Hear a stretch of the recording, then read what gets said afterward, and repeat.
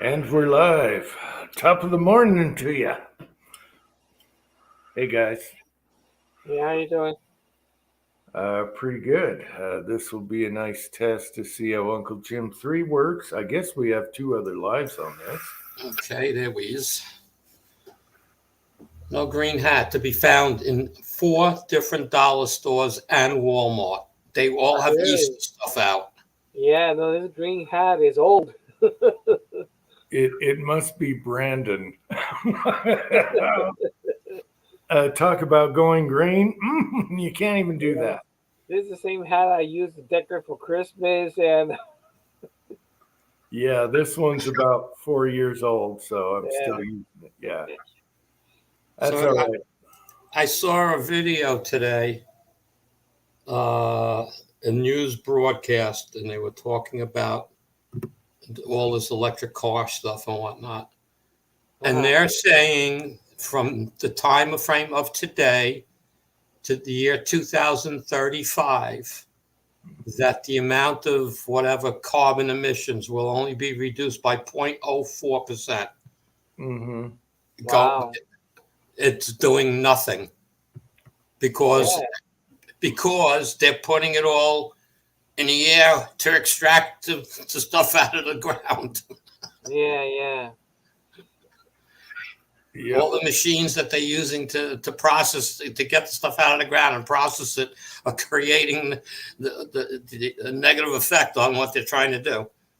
And also they can't even recycle it. They say they're gonna have an issue recycling that stuff. Yeah. Batteries are not green, people. They're not green. No, and guess they're where you not. get most of them? China. China. All right. Batteries are very toxic. Yeah. They recycle right now, our regular 12-volt batteries, but that's they're small and they could do that. Well, it's because they break them open. They break them open, okay, and they take it back. Yeah, but to make those lithium batteries, it is super bad on the environment. Oh yeah, it is. Yeah. Listen. The company I work for, we sold one of our divisions, and we did cell phone recovery for all the big cell phone companies. And when one of those batteries, those little cell phone batteries, would go up in smoke and flames, they had to evacuate the building. That's how bad it was. And we're not talking about a 20,000 square foot building. 150,000 square foot building would have to get evacuated. That's how bad that stuff was. Yeah, if you have a flashlight that goes up, it could take out your house. Yeah. A flashlight. You saw the bus. It immediately disintegrated. All right, let me cover the site here. We got Andre D'Angelo is here. James Pollard is here. Vanessa Kitty. Reloader 762. Trees blowing. And who did I miss here? Eagle Eye Shooting. All right. Hey, Kenny. Yep. So, hey, I'm glad you guys showed up, on Little Uncle Jim 3. You couldn't stream on 2, right, Uncle Jim? Huh? You couldn't screen on UJ2? No, I have 2 strikes in one night. Okay, I didn't know what they did. Okay. So you can post on your channel. You saw me post. Do you know what videos it was from? You can type, but you can't do videos or live chats. Okay. And I'm on a 90-day probation, so they're going to find something easy. But what did they get you for? Which video? One was Hobo Slugs. The other one was a 380 mold, which I didn't show how to cast. Right. Okay. But the Hobo Slug was what? Which one? Putting those 3D printed wheels. I was worried about that one.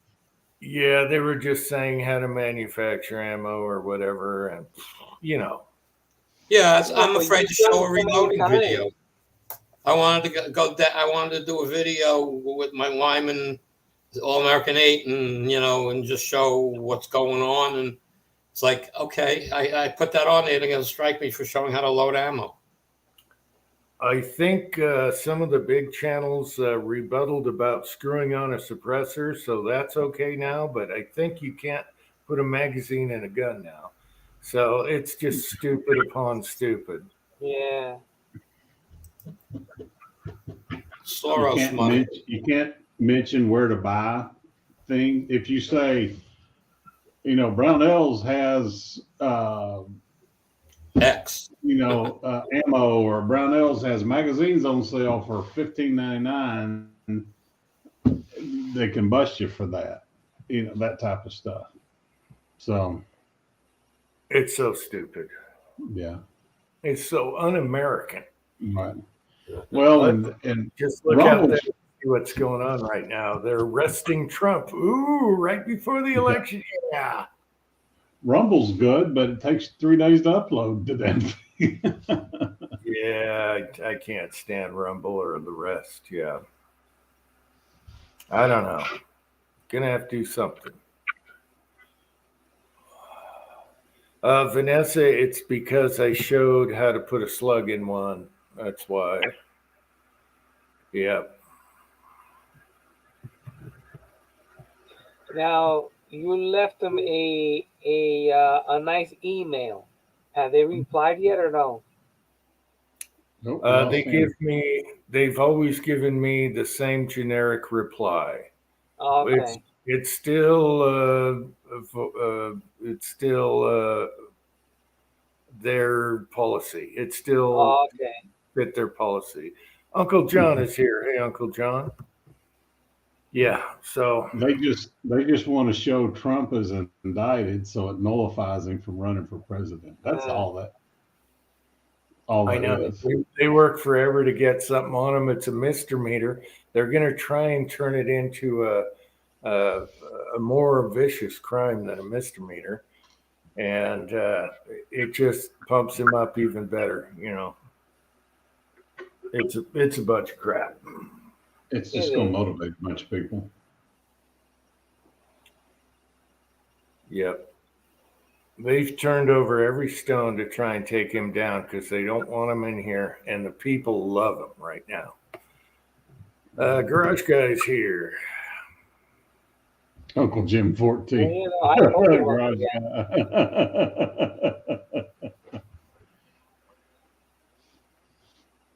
Okay. Yep. It could happen. Yeah. I'm trying to see. Uncle John, what channel is that on? Mm-hmm. Anyway. Did anybody watch the Arkansas-Kansas game? That was a great game. Second half was. We came back from 8 down and beat them by 1 in just the last 3 minutes. We were trading leads, and it came down to the last 8 seconds. So it was a great game. Unseated the number 1 and the national champions from last year. So I'll take that one. What happened to Andy? Andy got bumped. Here we go. We got him. Yeah, that was weird. Yeah. So my computer decided to reboot itself. Well, don't you hate that happening? You're doing something. Oh, let me tell you, it happened to me the last video I was doing.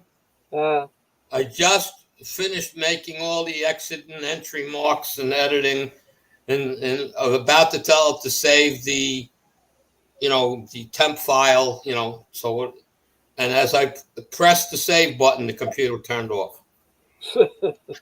I had to re-edit the whole stupid thing again. Yeah.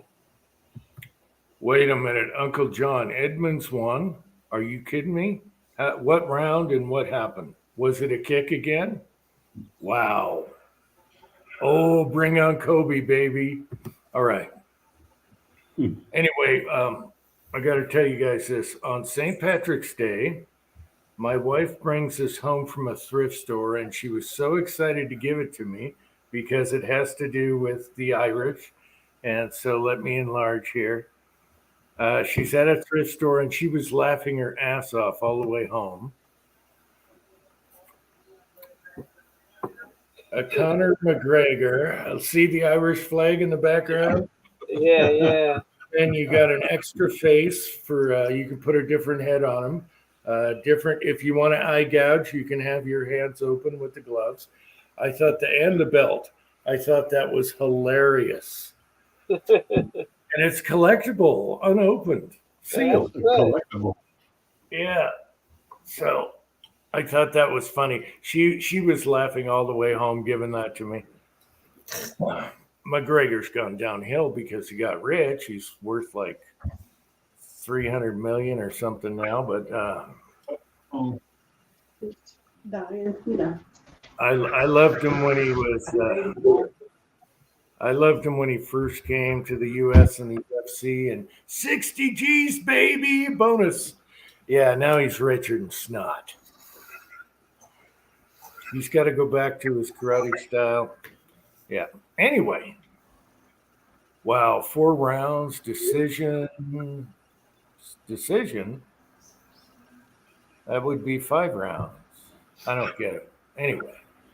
Okay.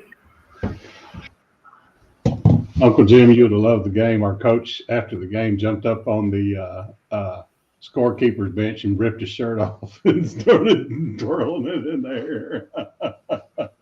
Oh, they should have done the music. What is love, baby? Don't hurt me. I talked to Jerry today. He might be on. He's driving right now through Wyoming. Okay. Wyoming, I think. Yeah. So as soon as he gets home, we're going to get hit with snow all week. Just typical Jerry when he comes home. Really? You don't get snow all week? Snow all week, mid-March. We Yeah. might hit 60s this week here, which is nice. Yeah. Dude, Global my warming. peach tree's in full bloom. My peach tree's in full bloom. It's supposed to be 19 degrees. They go in tonight. there again. You know, Uh-oh. Your trees are going to freeze. yeah, no peaches for Twine this year. Oh, well, they might survive. If it were, I could mid-20s, but 19, no. Mm. But I did get all my cedar trim up today on the deck and wrapped the beam on the metalworking torch. So one step closer, just some paint and a little more trim, and I'm done with this bitch for a while.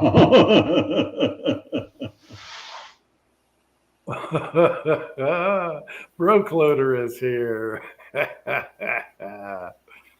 Yes. Oh, it's funny. Got a glass in my face. Okay, I got links out there if people want to come on. So you put green in what beer? Oh, it's light beer, so you can see it Oh, a yeah. lot better. Yeah, Just 2 drops in your glass and then pour your beer. yeah. I didn't have any beer, so. Mm-hmm. You can put it in your orange juice. Twine's in there making green sugar cookies right now. Mm. Rope and balls extra. Rope and balls. What do you see? That's what Jay said. Oh, now I get it. The doll.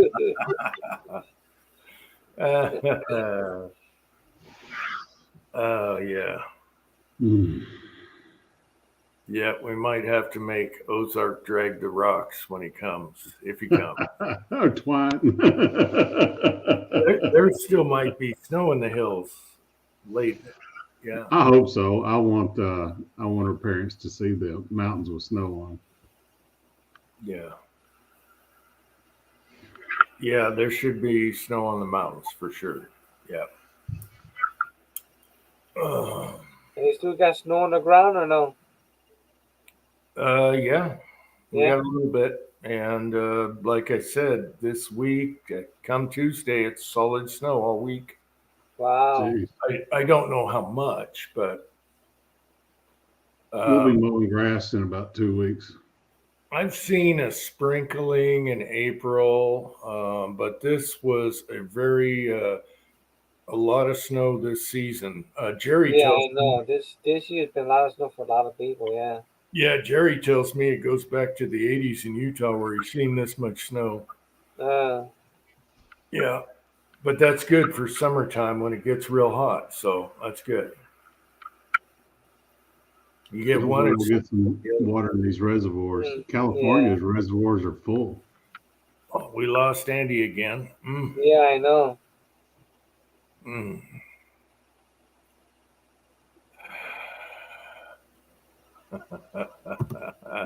Vanessa. Yeah, good to see you guys on. I didn't know what was going to happen tonight. Well, me and Tin Man had a backup plan in case you weren't able to get on. He was going to host, and he gave me admin, and I was going to push the buttons until he got on in 2 hours. Okay, well, you guys might still be able to do that. I don't know how long I could stay awake tonight, so no Well, nap. I'm probably going to be good for about 2 hours. Working outside today in 30-degree weather and 30-mile-an-hour wind was no bueno. Yeah, Now I I'm know. drinking beer. I need to be drinking whiskey. Yeah. Well, that's better than 100 degrees working outside. This is true. At least you can put clothes on for that, you know. Yeah, I can always put more clothes on. You can only take so many off, right? Yep. Yeah, I don't like when it gets above 90. That's enough. Yeah. Ozark, can you shoot from your property or no? Yeah, I can shoot suppressed, and you know, I've heard neighbors shooting, so I mean, Yeah, shooting shouldn't be a big deal. I'm not going to piss anybody off by doing it. right. It's just I hadn't even shot that 1022 yet. I've been so focused on trying to get this sucker done. Uh-huh. I need 2 more weekends, and this shop is done. Uh-huh. I can't work tomorrow. I've got a lead paint certification class in Kansas City first thing Monday morning, so I'm driving up tomorrow afternoon. Your certification, even after, is only good for 10 years, even after taking the update class, which gets you for another 5. So I've got to take the full-blown class again. It's called an RRP, remodel, renovate, and painting certification. Hey, Tim. Oh, hello. Appreciate Bullet Empire. Lord, Haven't seen you in a long time. Good to see you, Tim. how's everybody doing? I'm doing good. Doing You? great, Tim. Great to see you. Yeah, it's good to see you, Tim. Awesome. So I think, we found out last night that Hillbilly lives down here with us. Sounds like Yeah, he's he's right in just west between of us, ain't he? Branson. Yeah. West of Branson there.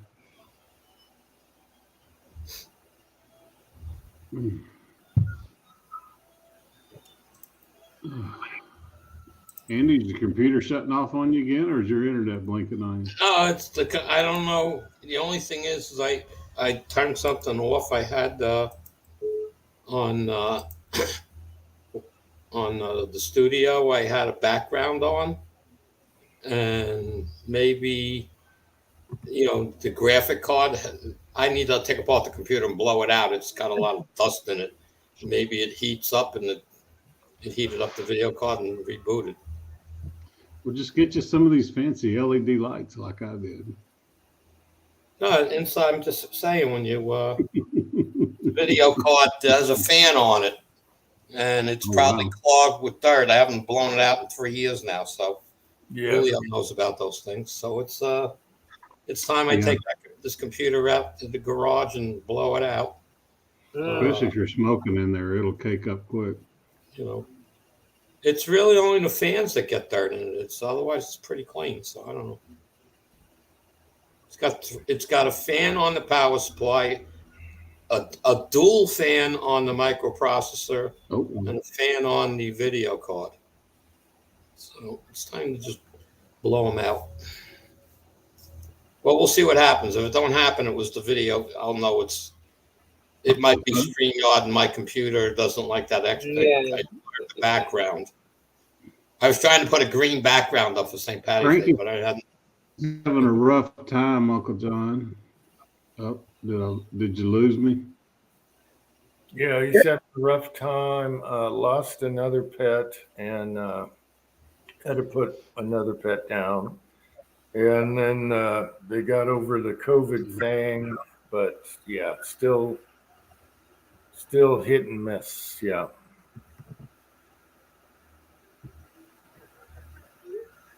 Tim, did you go to any parades or anything? No, No? Okay. no, I didn't go to any parades. Since I found out I ain't that much Irish, I don't care anymore.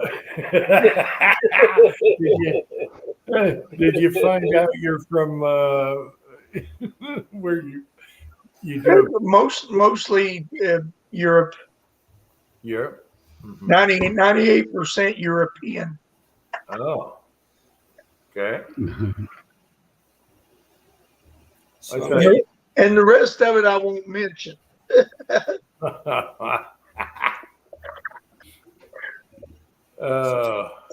so I finished loading a bunch of 300 blackout brass with the H110.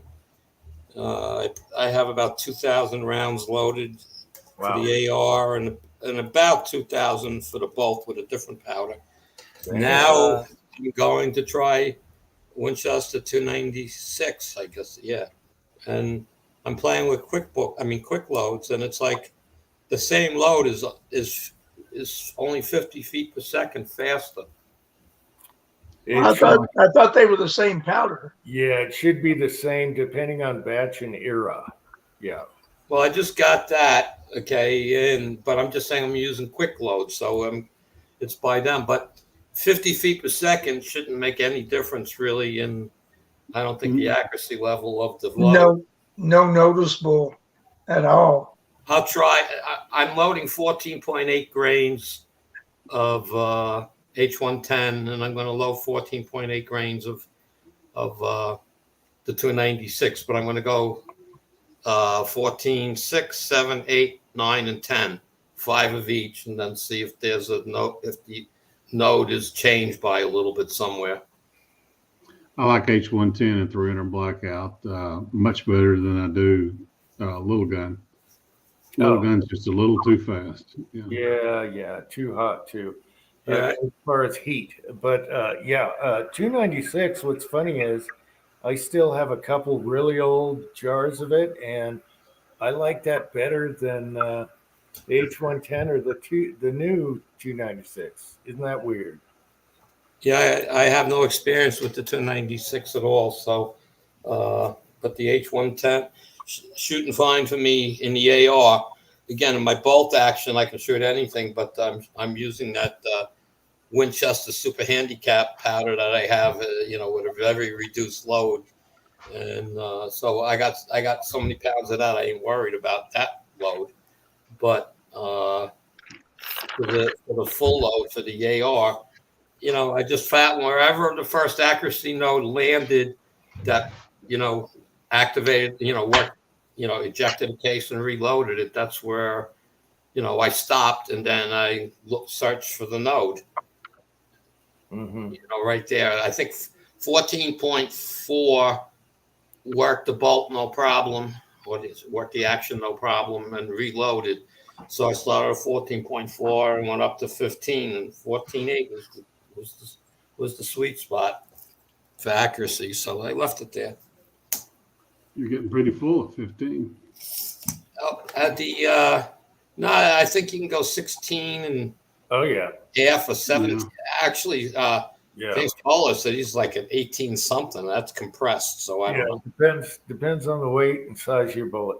Yep. Yeah, well, again, that's the weight is only 113 grains, but it's a 180 grain bullet in lead. So it's, you're sticking down in there. Yeah. Oh yeah. Okay.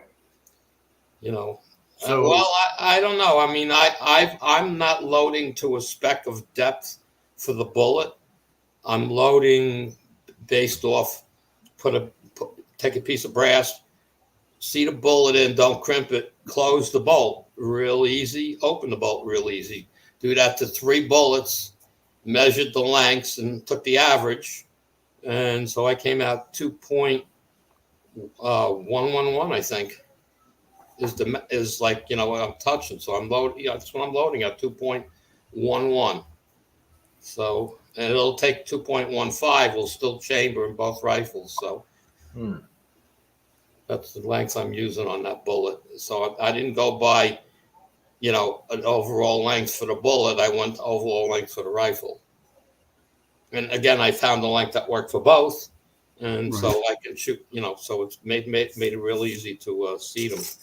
But, I had trouble with my RCBS Trim Pro 2. If you noticed the last 2 videos I put out, I talked about it in one of them. I got RCBS on the phone. They sent me the parts free of charge. Okay, good. So I got a new pilot for the 3-way cutter. They're only set $9, so it's not a big deal. And they sent me a set of new jaws. Yeah. For, the whatever you want to call that part there that holds the bullet in. It grabs the rim. Anyway, that should be more expensive, the jaw part. So they were $7 each. 7. Wow. Left and right. I mean, if I had to buy them. She Okay. told me they're only $7 each. It's not, the whole deal would have cost you $25 with shipping. Big deal. But I put the new jaws in, and you can put them in backwards. You can put them in wrong. And so, they're in there, and it's holding the brass much better than it ever did. So my concern was when I got that, everything was packed like it was new. It doesn't look like it was tampered with in any way. But when I first started using it, the end where it has the lever you push down so you can put the brass in it, then you let go and then the jaws grab it. That whole head was like loose.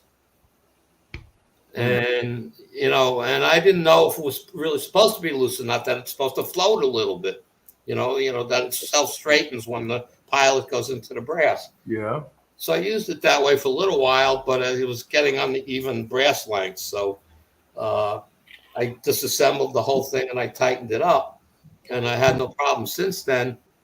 But like I said, I didn't change anything. No springs get changed, nothing like that. It's just 2 sliding jaws that I put in there, and they grab the brass totally different. I almost want to say it's like somebody else used it, screwed it up, and put it back in the box and returned it.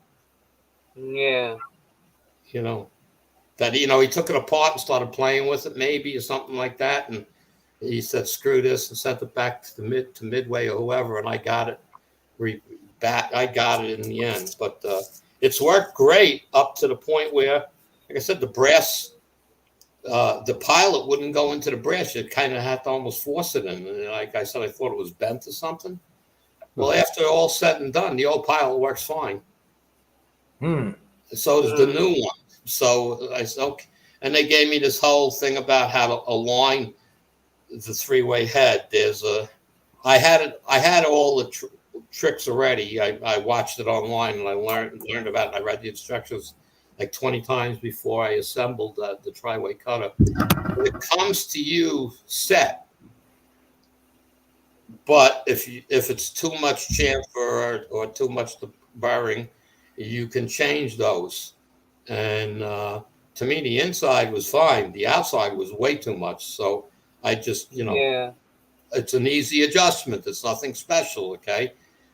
And the only thing I can think of possibly at one point in time when I was having trouble with the pilot, and I took the pilot out and I cleaned it, okay, and like wire wheeled a little to get any brass off of it, and I put it back in, that I maybe didn't put it in 100% the way it's supposed to be. I mean, you got play, okay, but the person on the phone said that shouldn't cause it to go in the brass tight.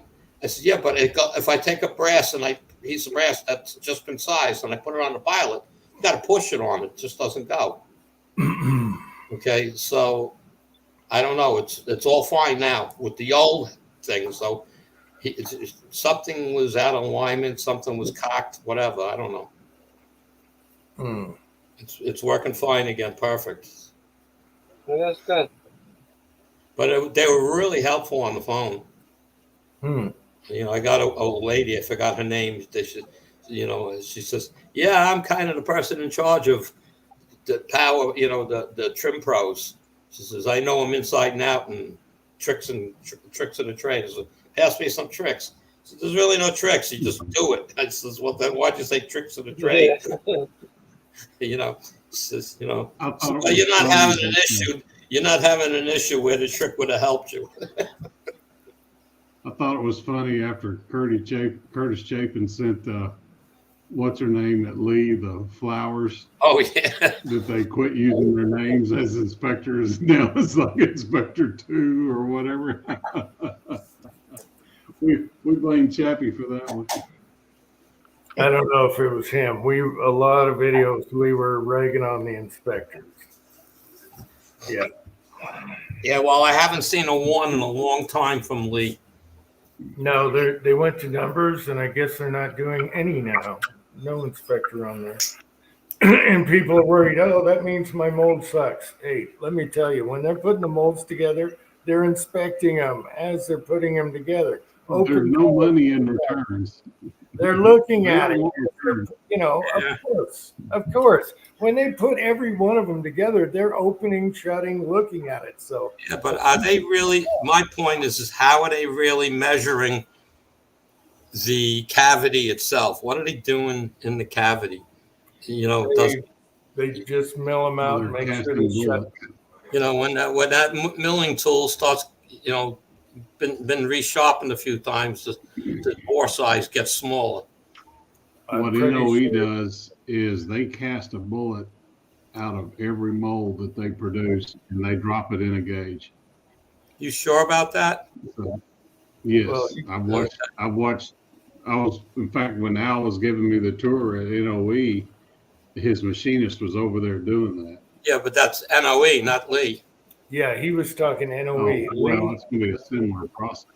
I'm pretty sure Lee just mills them out, slaps them together, looks at them, open, shut, and they're good. But once They're at least going to put a gauge in it. Well, they could actually have a go, no go per se bullet. yeah, Where they put a bullet in, you close it, and they feel the gauge, the slot. If it doesn't go in, it's good. So you can that's why you can get a small bullet, which is the problem I'm having on the one mold. yeah, I don't think they take the time to do that because they're doing it cheap. Yeah, I don't think they really go through all those molds. They're just visualizing. If you got a bad cherry cutting those things, you start seeing weird stuff. Then they'll stop and hey, we got to. Yeah. But whoever's putting it together, this is what I'm saying. You don't have to rely on an inspector because they're just going through 100 at a time. I mean, they're going like this, right? But whoever's putting them together is already checking them, making sure they shut, making sure the screw closes, give it on, and then you got one last inspector. But you got to remember that's assembly line. That's like Ford. At NOE, their CNC machines, they got 40 blocks in there, which is 20 molds. So, that's how many they're cranking out at a time is 20. And then while the CNC machine's running, he's over there casting bullets to verify that, and then dropping them through a gauge. Yeah, well, I'm surprised because I have a bad mold from NOE. But at the same time, NOE is always out of stock, where Lee is making hundreds of them a day. I know, but I mean, I spoke to Al. I bought one of the first 3 molds that he was making in slick side and steel. Okay, I was there with Ken. I know Kenny was involved, talking with him, and what's his name, Mike Taco. He was talking to him. I was talking with Taco, back and forth emails on which mold I wanted and stuff, and he told me he's got one ready for you. Just send him the money. So when I got it, I casted a ton of bullets, and they're all small. They're coming out 223.5 in lead or zinc. Wow. What's Al saying? Like the one I have, it doesn't bother me. It shoots great. is for the 6.5 Grendel. The dimensions on the drawing is different than what you're getting in casting. So Some of the since dimensions it's a get slick back, side, yeah, since it's a slick side, and I'm really not worried about it. If I screw it up, I'll buy another one. But I've Yeah. successfully have fixed 2 molds with reamers. So I have a Is it 224 steel mold or aluminum? steel. Is it steel or aluminum? Steel. I have no problem. When I did the first mold that I played with was a very damaged mold, so I didn't care, and it cut it like it was cut it easier than aluminum. It sounds weird because it's a carbon steel. It cuts different. Mm-hmm. All right. I'm not sure what NOE's mold is made out of. The Lyman molds cut like butter. I fixed that one mold, and the other mold I enlarged it by 1. And it was like, wow, but it was easy as hell because a reamer will follow the hole unless you're way off center. But if you're close, the reamer will follow the hole. And so I'm going to do I have the two reamers, the 224 and the 225 now. So I'm going to do the 22, step it up to 224. I'll cast it, see where it drops. Okay. And because like I said, the bullets are dropping 2, 2, 3, 5, and the 224 reamer won't go in, so it's small. I just haven't sat there. I've been busy loading. I haven't worried about that particular mold. And then I have a couple other molds I'm going to play with, like the Lee missile, the 230 grain missile. I have one that's damaged slightly from casting with the zinc. Now that I got the zinc down, it'll be okay. But I want to open it up anyway and make it straight. So since it's a bow tail, it's small on the end. So it'll restore the mold, and then I want to try casting a few of those. If you get that sucker to shoot well, then you might get you a side hustle. Well, I got a side hustle now. There's a lot of us with those molds that if you could straighten those sides out and get a good bearing surface, I'd send it to you in a heartbeat. Yeah, I couldn't even get to work. The bullet falls right into the case, no matter what I did. So I'm going. Yeah, it was like a nightmare. But the bullet, the 180 grain bullet that I'm making in zinc, it's 113 and a half grains. The guy that I sent them to, all right, he said he's not looking for large scale resale level. He gave it out to about 15 people that is like, comes to his store and always looking for something different to do and try. And they all loved it with the load data I gave them. I said, you may have to adjust the length for your rifle, but that's what I'm doing. And they all came back. They love him. They want to buy him. I got an order now for 5,000 of them. My price to him is 18 cents. Oh. So I get the zinc for free, so there's no cost to me that way. Just my time. Yeah. So I'll see. I'm going to just load the 5,000 and see if it goes anywhere. And the reports back from, he gave me, he was talking to me, all these people. He said when they were done, they wiped the book. They looked down the barrel. They said it was so clean, it was ridiculous. All they did was wet patch it to take the powder residue out. And one guy said his rifle, he always shot lead in it. It was always slightly leaded. He says the zinc got rid of all his leading. So interesting. Yeah. I have no way to make these in a production system. I can't. No one sells a production pot, any type of automatic pot that is cast iron. So I can't make zinc bullets from it. And I'm talking to what's Magna? Is that the company? Magna Pot? Yeah, Magna, yeah. I talked to the engineer there, and he said the other problem is it won't cut it either. It won't cut the sprue off. So they'd have to change that whole mechanism. Yeah, because when it goes around, it just taps it open, not pounds it open. Yeah, so Yeah. it won't work. He says, they'd make me any mold I want, he says, but they can't get the machine to work. He says, well, the pot's the biggest part of it. He told me, though, back in the days, like 25 years ago, he says they did make a couple of them with a cast iron pot, but they just looked back at it and said the expense of it was, the time frame to make and whatnot was just too costly for them to make production of it for the purpose of the machine. They didn't need it to cast lead. You know what I mean? It would have raised the price maybe $80. Right. Now, Tim, you experimented with zinc, didn't you? No, I haven't. I thought you did zinc bullet tests. No? No. Oh, I used some of Andy's. Okay, so yeah, you shot some. Yeah. Okay, that's what I remember. Yeah, I got some ridiculous speeds out of those 140 grain. They came out 90 grain with the zinc. Oh, the 9mm bullets, yeah. Yeah, in the 350 Legend. I got like 2,800 feet per second. Were they accurate or what? No, not too good, but I think I was using a little gun and it didn't like it. The velocities were way a lot. Well, Kenny, I don't know if he's still out there on the slide shot. He was shooting 9mm at 1,600 feet per second. Yeah.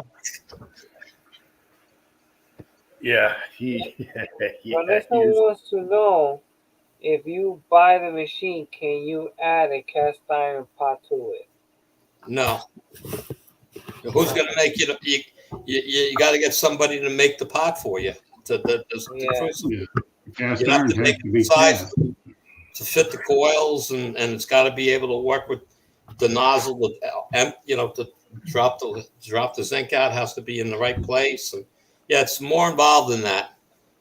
it's pretty trick. You can watch YouTubes on the magnet molds. Yeah. It's pretty Well, cool. Paco has one of those, and I mean, he has the videos up with it running, and he was casting 300 blackout with that 180 grain bullet.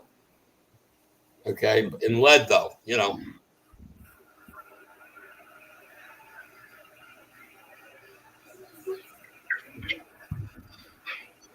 Let's see what they say. I got good accuracy with zinc. At what James Polo? What rifle? What caliber? I think that was a 300 blackout. It's a screamer in my 30-06.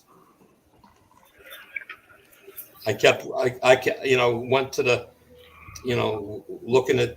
I haven't really shot it at high velocity, at full loads, but I was like playing with quick loads, and the freaking numbers were off the wall.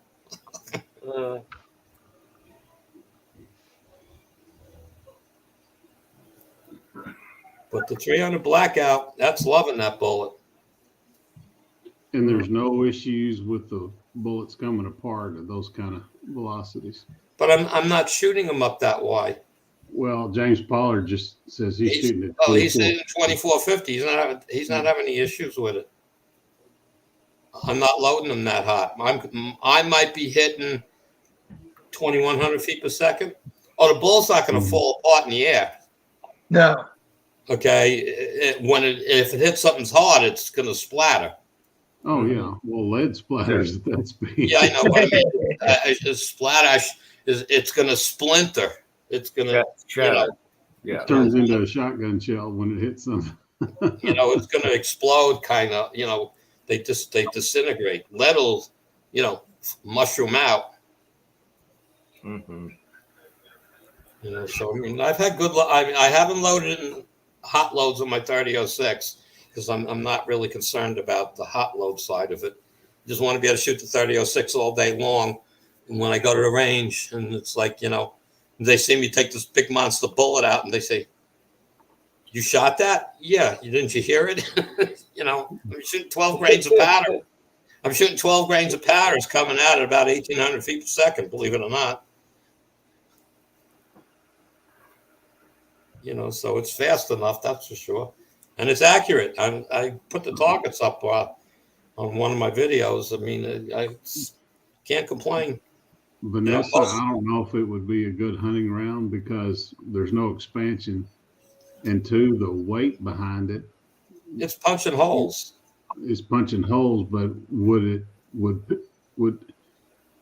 there's not enough energy behind it to cause good penetration, and how to but if you took your 180 grain lead bullet and loaded it to a max velocity, whatever that might be, let's say 2,700 feet per second, okay, and you load the zinc with that same round, it's going way over 3,000 feet per second.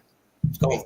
So the speed at what's traveling is what's going to carry it, not so much the mass. So I think you'll have the penetration, I think, but if it hits a bone, it's definitely going to be, it'll shatter. But that's good in a way. So right. But my hunting days are long over, so I'm not worried about the hunting use of it. But they still sell full copper core bullets, and people are hunting with them. Right. Well, they're alloyed, and they're also designed to pedal out. They don't expand. Right. I mean, I'm not sitting around playing with making hollow points and stuff, so I don't have the answer on that. I'm sure if you hollow point it, when it hits something, the petals will fold out and then break off because it's brittle. But as it mushrooms, it's going to cause a lot more damage. There's plenty out there to hunt with.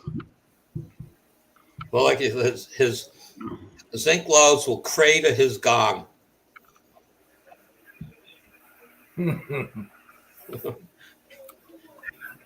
Yeah, I mean, Kenny shot it at steel too. I mean, you could see what it did. I think it'd be a great plinking round.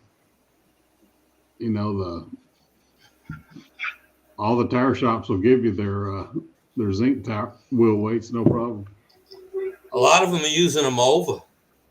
I went to quite a few of the tire shops, and I said, "What are you doing with your zinc wheel weights?" "I use them over."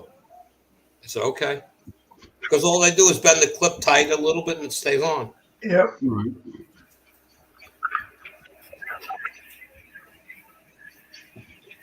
Yeah, Vanessa, the steel targets, yes, they will dent. I shot one. My range is a little tough, but it was a very slow day, and I said, "Can I put a plate down there?" And this is, "What do you mean a plate?" So I want to put down a 3/8 piece of aluminum, see if it goes through it. Okay, and it went right through it. I mean, that's only aluminum, but it went right through 3/8 aluminum, left a nice round hole. So, and that was out of 300 blackout. Oh, it was with 300 blackout. Yep. At what velocity? Again, I don't know the number. I don't have a chrono, but it's around 1,900 or so feet per second. And that was with the 115 grain bullet? Yep.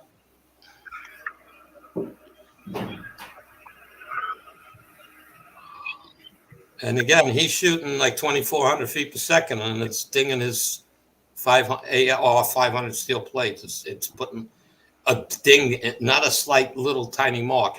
It's making, it's bulging the back. Putting a divot in it. Yeah. Yeah, it's putting a divot in it. Even Kenny did that. Kenny did that too. He's put a divot in it.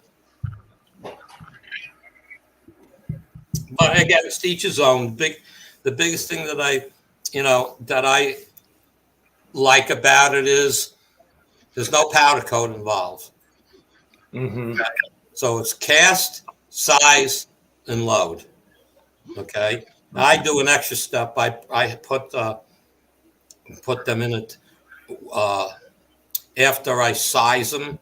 I put them in a tumbler with the stone to remove burrs and stuff.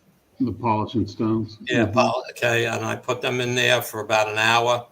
It takes off any seams that I get if I didn't have the mold tight enough, because you've got to if you mold it, if you're not holding it close together tight, you get little spider fins, but they come right off with your finger. But I throw them in the tumbler to take care of that. Well, I saw those plastic rounds the military's using for sale.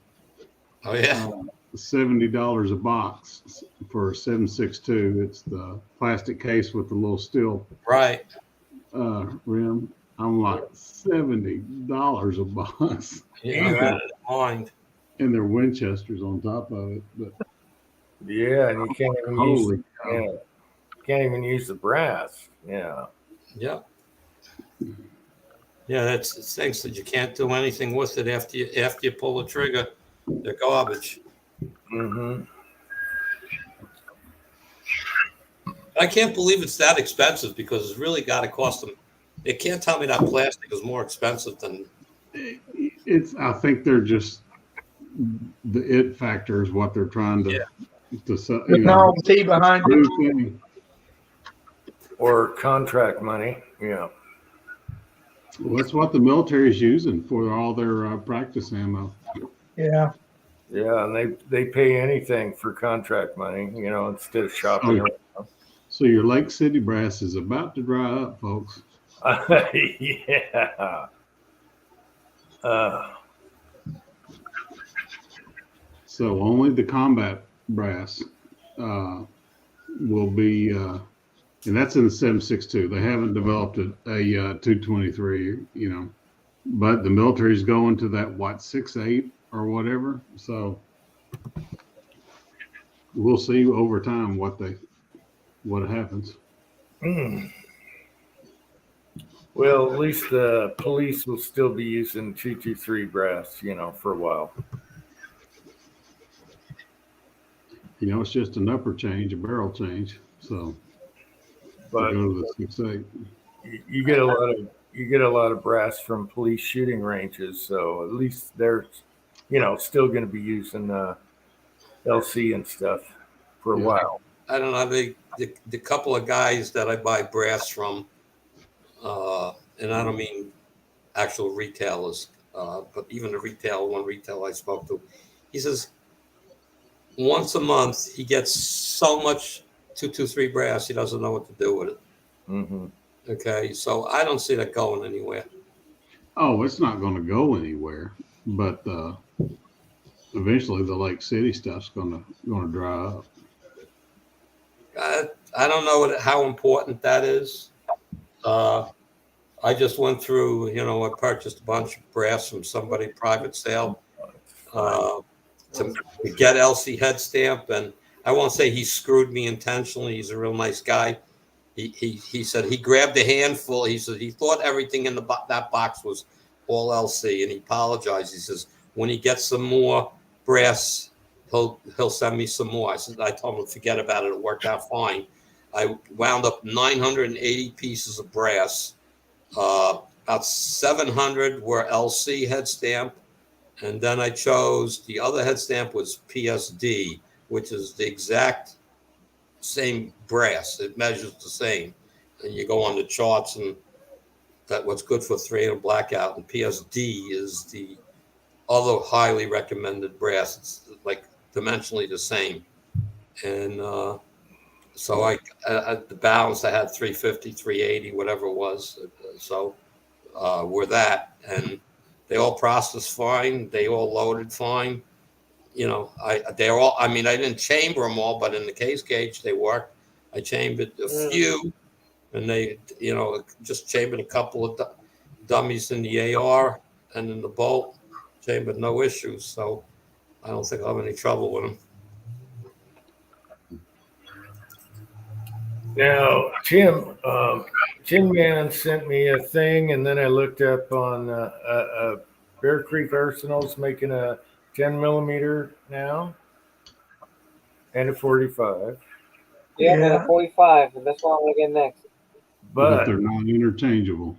yeah, you can't interchange the lowers, and you can't use them like on my Foxtrot. So Yeah, the no, I uh, asked them that, and they said they can. It's already the lower and the upper and 45 is married together. They won't interchange with no one else. well, Tin Man got a reply back saying they're not. So I don't know. Yeah. Yeah. I don't Yeah, know. he showed us the text from or the email or whatever it was from them that where they said they are not interchangeable, the 45 and the 10 Yeah, they're lower. not.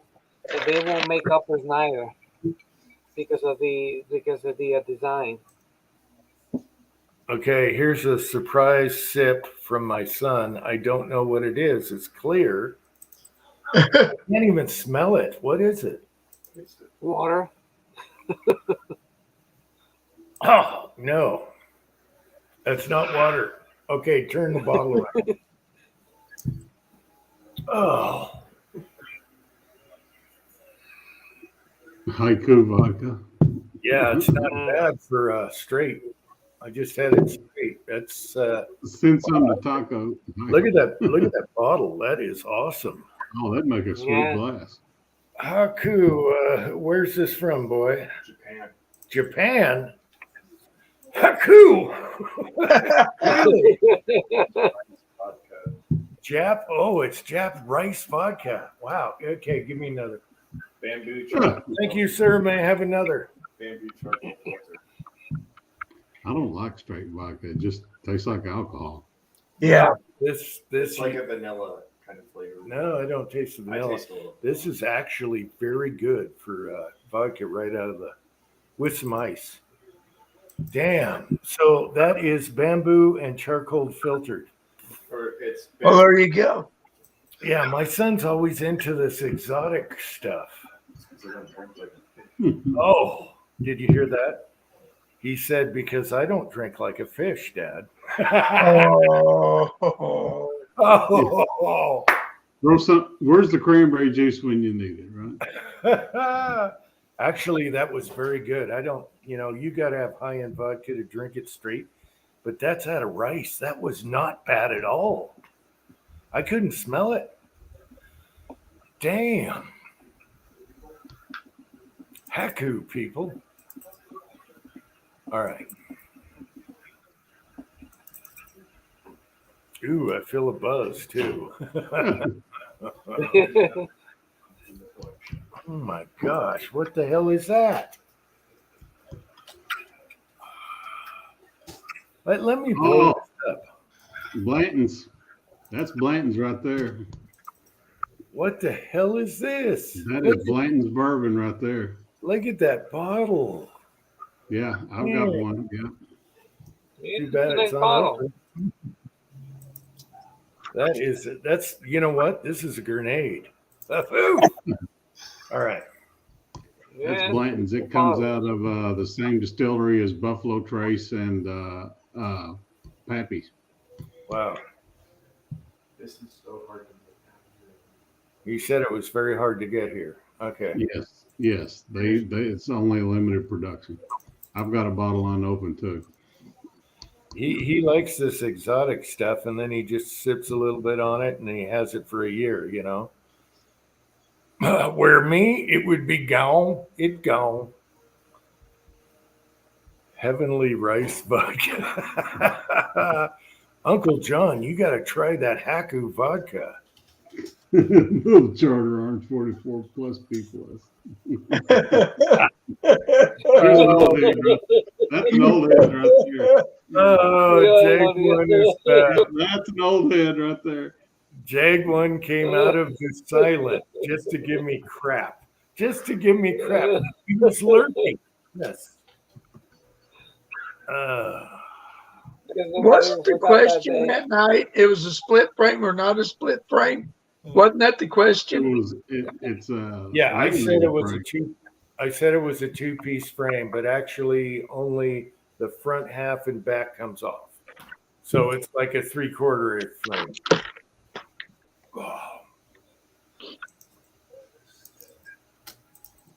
Oh, Uncle John quit the vodka? Oh. Ciroc, made from fresh grapes. That's called grappa, isn't it? That's what the Italians call it. I have no idea. And Jag, it was a 45 plus beef. Jag, Jag. Always trying to kryptonite.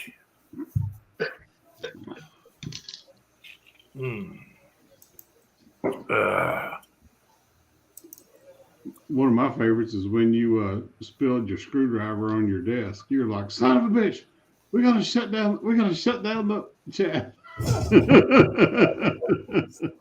That was the reloading bench, not the desk. That was the reloading bench. Oh, I thought it was on your desk. No, you'll never be able to sweep up powder unless you totally clean that orange juice off. Sticky. See, Yeah. Uncle John knows what grappa is. He likes drinking the expensive stuff. He says it smells like dirty socks, though. Wow. It's still $15, $20 a shot. Dirty socks or not. No. Too rich for my It's basically unfiltered brandy is what it is. It's made out of the leftovers from when they make wine. Well, that's why it smells like dirty socks, is because of all That's that right, they've foot been stomping. stomping on it. The feet. Yes, Tim. Tim, it's the bare feet. It's It's the the bare feet. yeah. They should just call it toe jam. What is it? Oh Oh, no! Jan. They should come out with a wine Yeah, called a little toe bit of calluses in jam. there.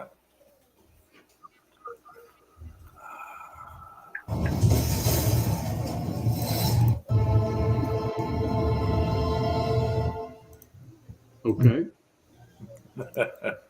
Outside our parking lot. Look at that. What a shine. This mural told the story. What are you watching there, Andy?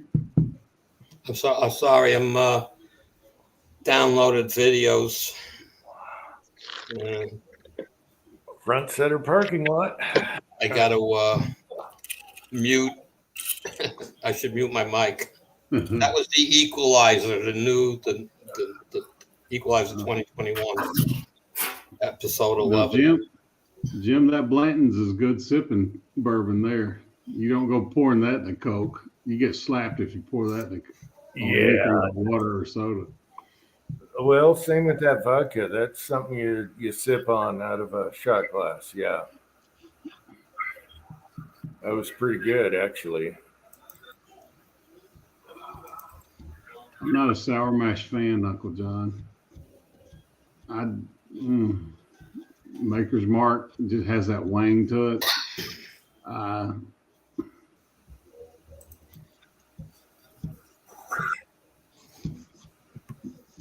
I was given a bottle of Widow's bourbon the other day, and for Sour Mash, it's not bad, but still, I don't know. I'm not a big Sour Mash fan. Sour Mash is when they take the leftovers after distilling, and then they pour new mash in with it, and then they redistill it, and it's just got a wang to it. $3,500. That's like buying Napoleon. That's great. When I was going through my apprenticeship, chef's apprenticeship, the restaurant I was at served Napoleon brandy. I don't know. Back then in the 90s, it was $50 a glass, and you get 22 shots out of a bottle. So do the math. That was back then. Let's see. AR Guns is here. Yeah, James, Jim Beam's just fine with me, especially if you're doing the iced tea with the what's their tea or their peach or their vanilla. Oh yeah. You want a summertime drink? Oh, that's good. And I'm not necessarily a whiskey guy anymore. Yeah.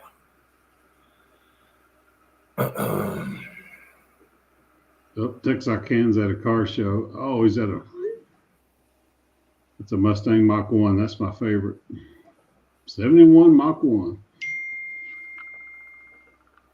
All right, who's got the ding? I got I hate that thing. That's my wife's text ringer, waking me up in the morning. Oh my god! Oh, I hate that thing. Texarkana's has a car Yeah, I show. know. I We think send them a confusing bunch of time pictures. zone here. Because I think one day I sent you a text message too early in the morning. Yeah, but my wife has that ding, and I have a hatred for that ding sound. Oh, Oh, every text, yeah. A fastback Fury right there, buddy. Woo! Tin Man.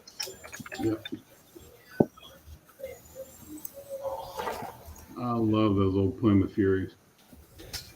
Yeah, I had a Plymouth Fury 3. The old fastback with that huge back window. No, this was just your regular sedan, whatever, white. 67, I think. 5 to 7. One of those.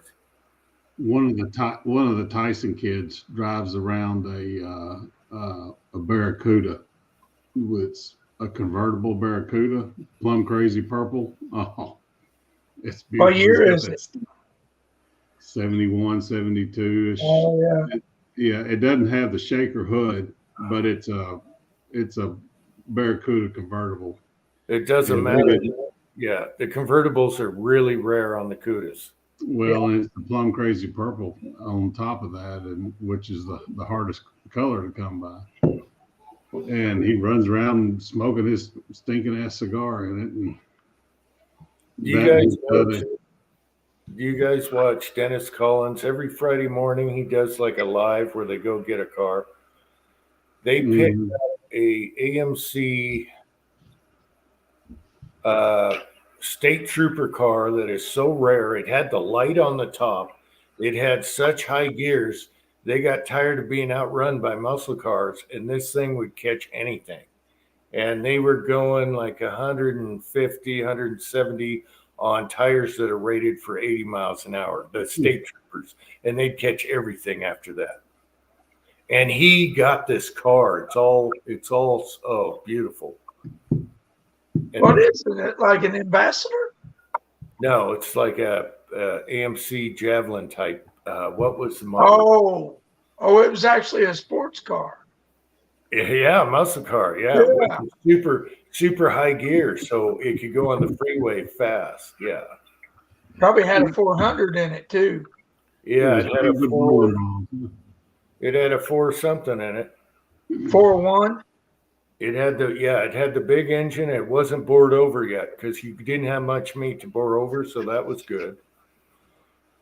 And it was beautiful, and it had the big blue light on top. Super rare. Yeah.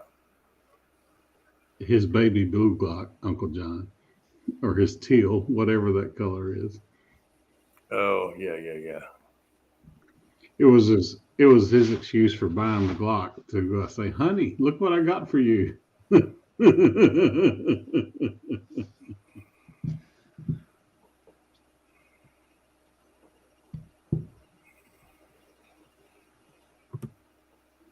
Yeah, James. They went to a high gear so they could outrun the average whatever out there. Put 383s in there or whatever it is. No, Yeah, International actually put that 401 in their pickups. Cool. They used a lot of AMCs. They used all their 6-cylinders was AMC 6-cylinder motors. International didn't make 6-cylinders. And what's kind of funny is AMC never matched like the engine and transmission to the cars. They never took records of that like everyone else does. So you just had a bin number that said that engine's in there. And then anything else could have been on there. They just threw it together, kind of like military. They didn't care. They didn't, totally keep records on that, unlike all the other car companies. So that was interesting. Beautiful car. It was an AMX, I think, not a Jet. Yeah, AMX. Yeah. That's what I was thinking. When you said that, I thought that surely wasn't a Javelin. I bet it was an AMX. Yeah, and then it had a fin on the back, airfin is so they could put their trooper name on it, whatever. And this one had the engine size on there. It was pretty darn cool. I've been yelling AMX for a while. I had the mute button on. Oh, yeah. Coronet I love 440 convertible. Huh. It's a Coronet 440 convertible. Beautiful. I love that. Yeah, the Mopars are cool. What is that, about 66, 67? Yeah, when they started making them long, I don't know. He's at a car show. I always like the square bodies, but yeah. I like the big long goats with the stacked headlights. I love those old GTOs. That's what I had, 66, 67. Yep. Long as a cruise ship. They were fun. They were comfortable to drive, you know, even a 4-speed and everything. They were comfy. Yeah. Wasn't they the same thing as the Tempest? The same body style? Same bodies, the Tempest, the Le Mans. I had a Tempest, so the Tempests were actually more rare in a convertible. I had a convertible Tempest. That turned out to be super rare. Should have never sold that. And then, yeah, same body style, same windows as Chevelles, same other parts, wing windows, all the glass is the same as the Chevelles at the same time. Yep.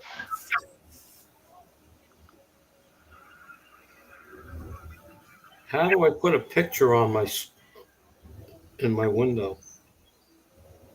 I don't know. There's something you can click to add. How many do we have on here? 5.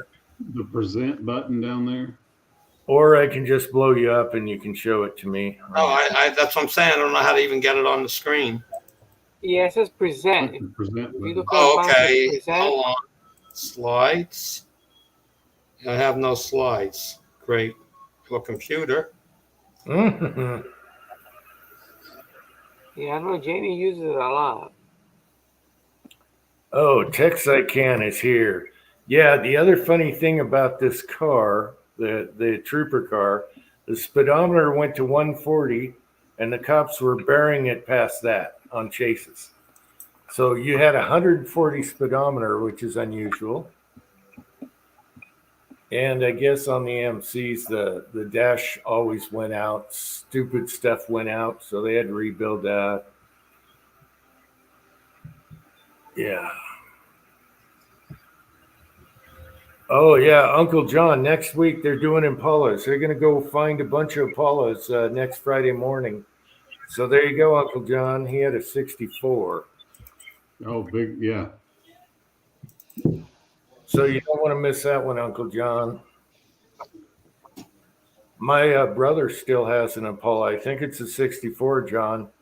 He wanted his baby back, so he drives that now.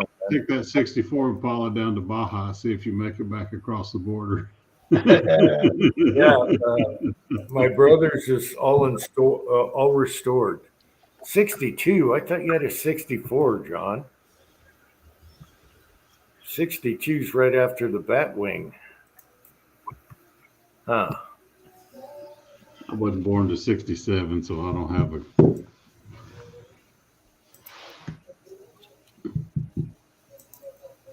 My neighbor's got a 65 Mustang straight 6 for sale.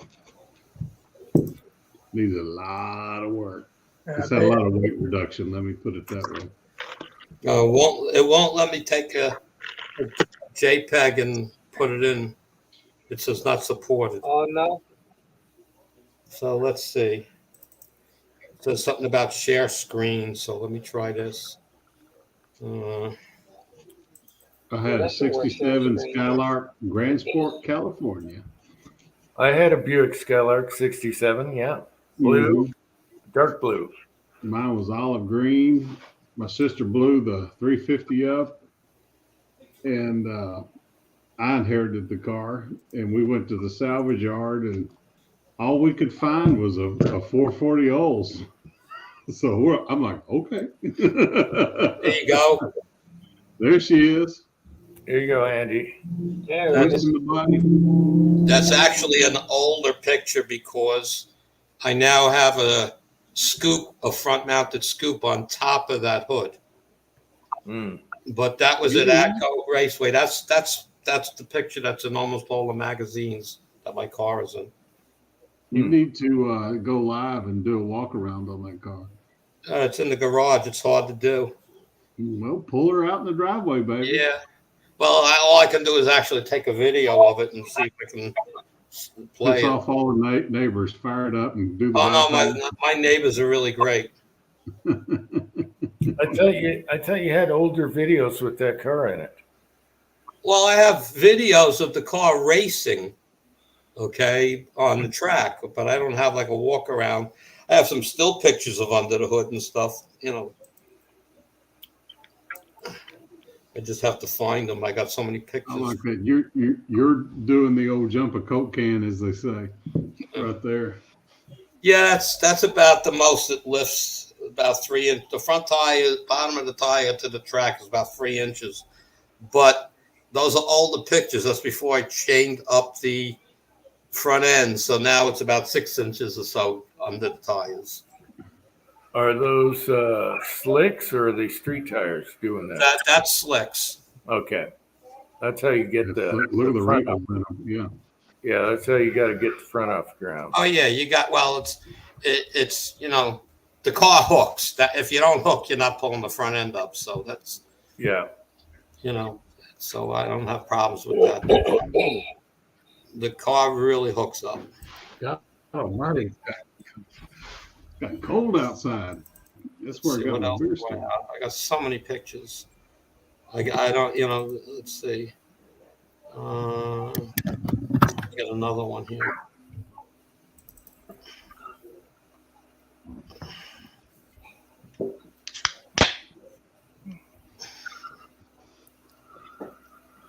That's not the folder with what I want.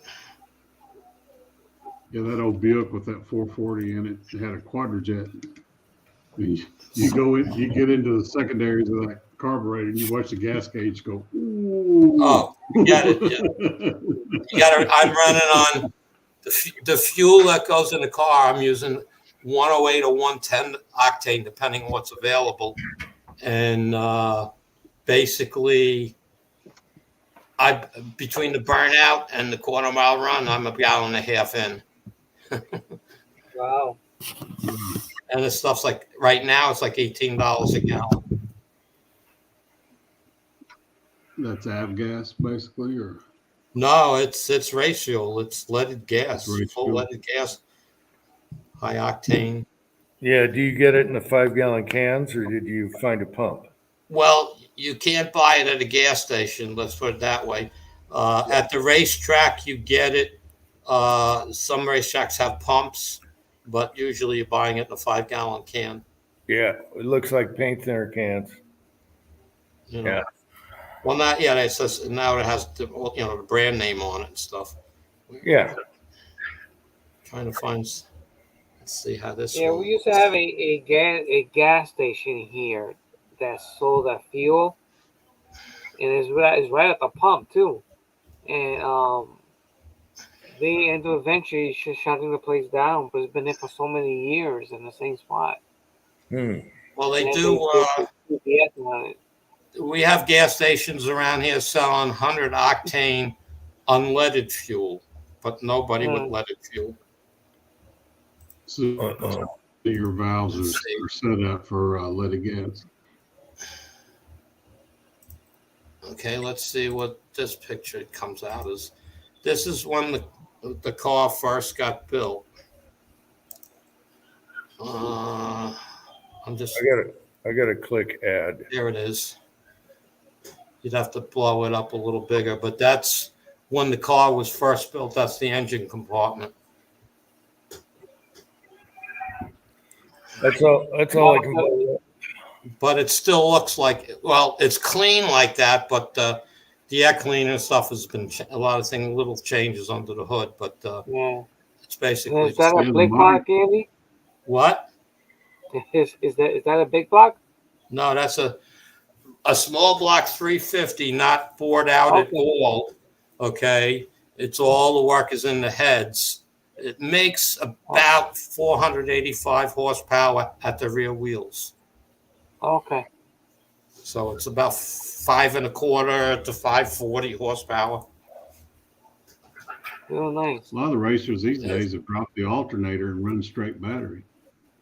Nah, that's, you know what? I had a friend that did it, and he was always worried that by the time he had to go up for the next round, that his battery wouldn't be charged enough. Oh, You only gain about 3 horsepower. That's it. Really? Yeah. You use an undersized pulley, and you make up the difference. It's no big deal. Everything on the fan belt, your water pump. My friend didn't run his water pump either. So, but it's, to each his own. Okay. She's pretty. See, I don't know what other pictures I have. I mean, I have the car's in a movie, but you'd have to look it up on the internet. It's called Too Fast, Too Real for Hollywood. It's in at about 52 minutes. It's a movie about street racing, that's all. I'm just trying to see what I got.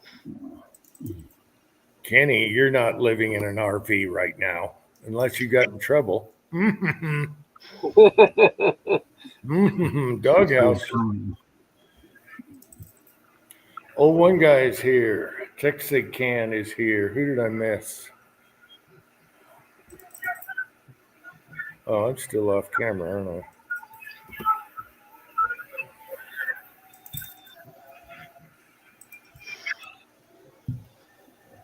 Anyway, good to see people here on Uncle Jim 3. So it's working. I'm trying to find a movie.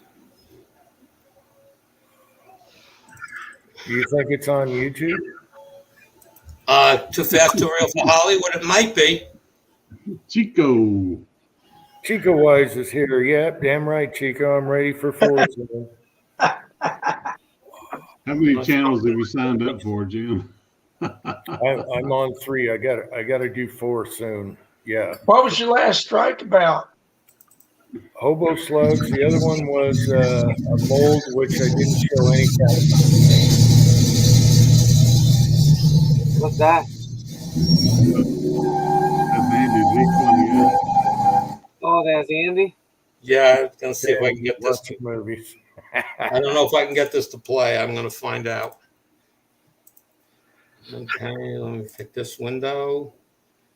Where are you? What did they think the hobo slugs was I'm gonna turn off my sound. too dangerous or what? They called it manufacturing ammo. Oh, Yeah. And then the other one, they gave me a strike, but it said expires in 1 day, but that didn't happen. So obviously, yeah. Don't see it, Andy.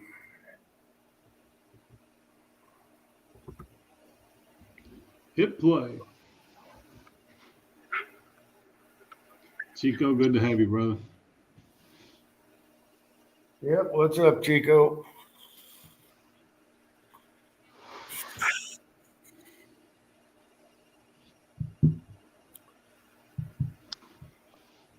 Yeah, we got the Emperor back. We're first class again. Yeah, baby. I thought for sure he'd watch a parade because you always go to the parades and you didn't have a St. Patty's. yeah, no. Conor McGregor was in Georgia watching a parade. I'd like to have went to that one down there. It was in Little Rock. Where was it at? There in Arkansas. Arkansas, I don't know. Gary Busey was in it. I think Justin. Oh Lord, that country singer Justin. Movies from Arkansas. White Lightning's an old one. Cold Blue was filmed in Arkansas. No parades. The Irish. Yeah, the St. Patty's parade. Hey, here comes the movie. I hope. This is my my friend's repair shop. I don't know if that sounds not sure. Not playing. Let's see if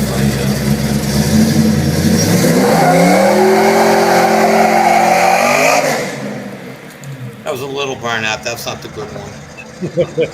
That the tires, broke loose. Yeah, I got. Let me switch.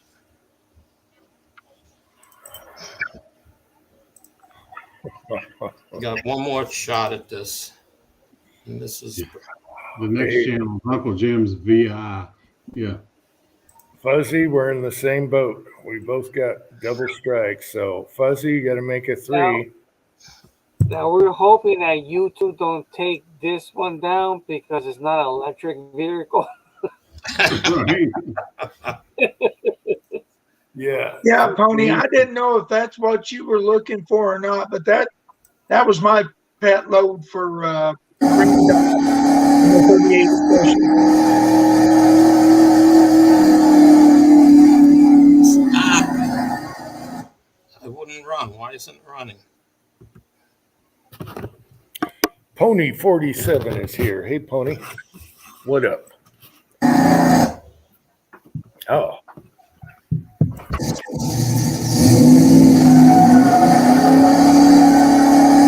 Ah, I got mute.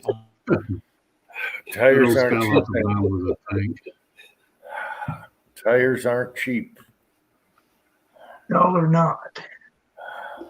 Well, Texarkana, did you have any storm damage from Tires always the been baseball expensive. size hail the other night? Fix that VI. Let's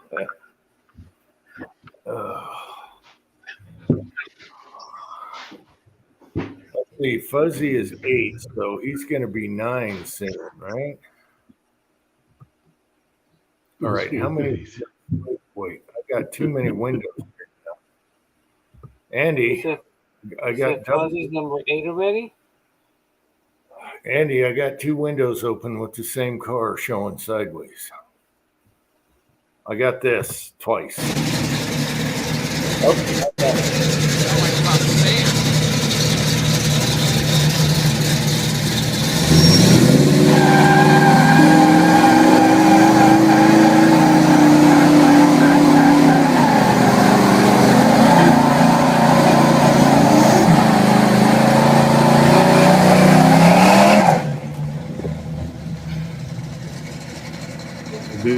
Did the old hot tire stand? That'll put lumps in the tires. There you go. I couldn't get it to play. I don't know why. Okay. Okay, 1, 2, 3. Okay. All right. Now we're straightened out. All right. All right. Anyway, that's a couple. I can't find my track videos. I'm looking for them, but I don't know where they are. I got so many folders here. I can't tell you where they are. It's got to be a NACO Raceway. I just Too don't much know what's testosterone. that one.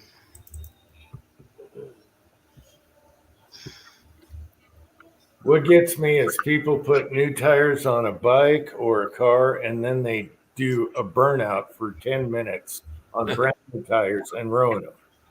Right. Take the middle right out of them. Yeah. But anyway, if you you're on my YouTube channel, you go back to the beginning of it, you'll see a couple of videos of the car. Well, okay. So, I mean, they're up there. That's why I started my channel with that. Hence the name, Andy79Z28.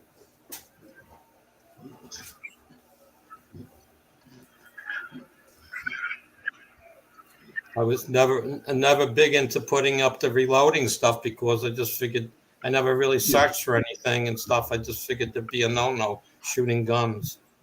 Those are definitely not the same heads or a cam of a 79 Z28 because they were, Oh no, they those were powder puffs in those days. those are made. The company that actually originally made The heads was called Canfield. They were a small company, but in the racing business, to the lower end guys like me, they were known well because you tell them what you want, and they build the head to your spec. And they weren't expensive either. They're only like $500 a head. Okay. Then I sent the heads out to a racing guy called Pat Musey, and he did $6,000 worth of work to them, and then they went on the car. The flow numbers are off the wall. For the car, those are made for like a 400 board, a board out, to like a 420, whatever number it comes out to, and so it's flowing tremendous amount of air, and the combination worked with the car. So that's all, Yeah. Okay. There's a guy I met over the internet from years back, exact same car. Okay. He copied my rims after he saw my car. He liked the rims on my car better than his. My car has the original paint job, except for the hood. Everything on that car is the original paint job. The stripes are original. It's an interesting situation that way. But he has the same year lower the block, same year block, had all the same work done to it that I did. And he's got the same heads, except he didn't have them worked by Pat Musey. He had them worked by somebody else. And he runs about 0.2 of a second slower than me. We talk all the time. What are you running in the quarters? On motor only, 11.3s at about 125 miles an hour. And with a 75 shot of nitrous, I can do 1090s. No one. I think there's a video on my channel of me running a 1094, I think it is. Uncle John, a 283 can spin the wheels. You weren't trying hard enough. I had one in a van and a station wagon. Yeah, if you have a 283 and you can't spin the wheels, there's something wrong with it. Unless it had 150 gears in the back. Just put some vice grips on your rear.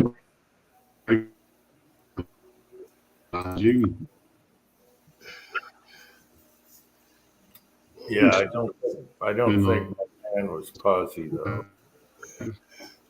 Yeah, guys, I think that background that I was trying to use was screwing up my computer. Was having any problems since I turned off the background.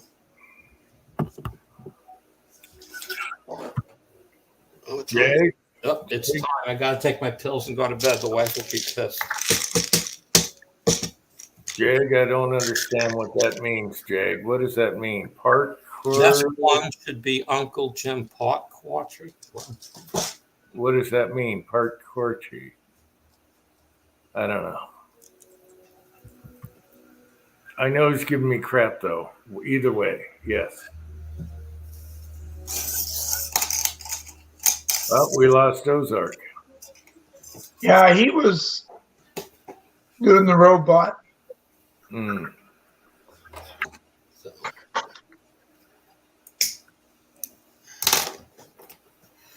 Now that car also factory is 3,700 pounds and change. It weighs 2980. With not me in it, just the car. I lightened it quite a bit, and it's got a 12-point roll cage in it. It's not like it's, it's certified to run 980s, 990s. I mean 890s, 890 certification. Now, One more has the car been parked for a long time now? What? I'm sorry. Has the car been parked for a long time now?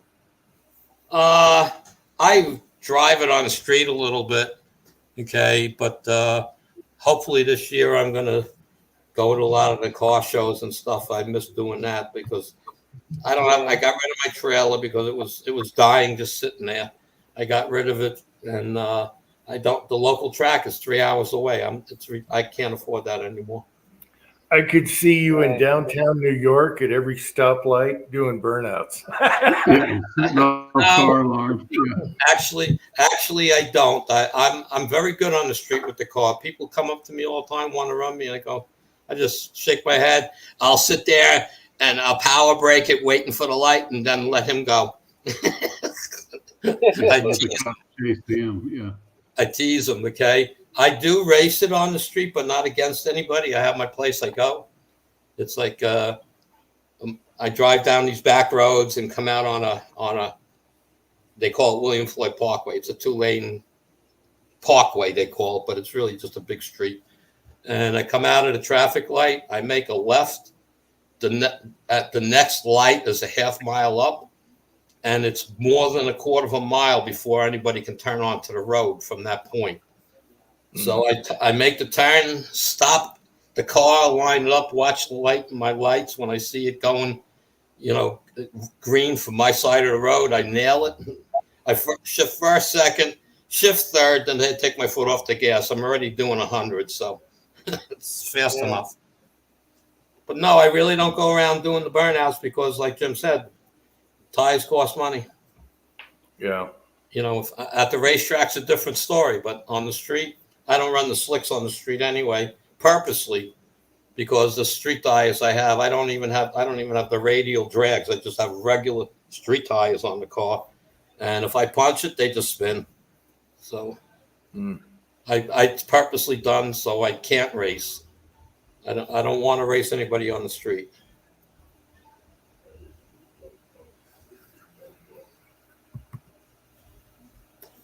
Yeah, never tried nitrous, James. I heard it's bad on the engines, though. Oh, not really. Not really. It depends on what you're doing. Well, if you overdo it, they blow. Yeah, well, of course you can. You can overdo it, but I'm just, like I said, I run 11:31 is my best time on motor, and a day similar in temperature, same track, basically same conditions, with a 75 shot, which you don't even really feel it. Okay, I ran in the 1094, so I loaded it up with a $1.25 shot, and then I never went back to the track from that point on.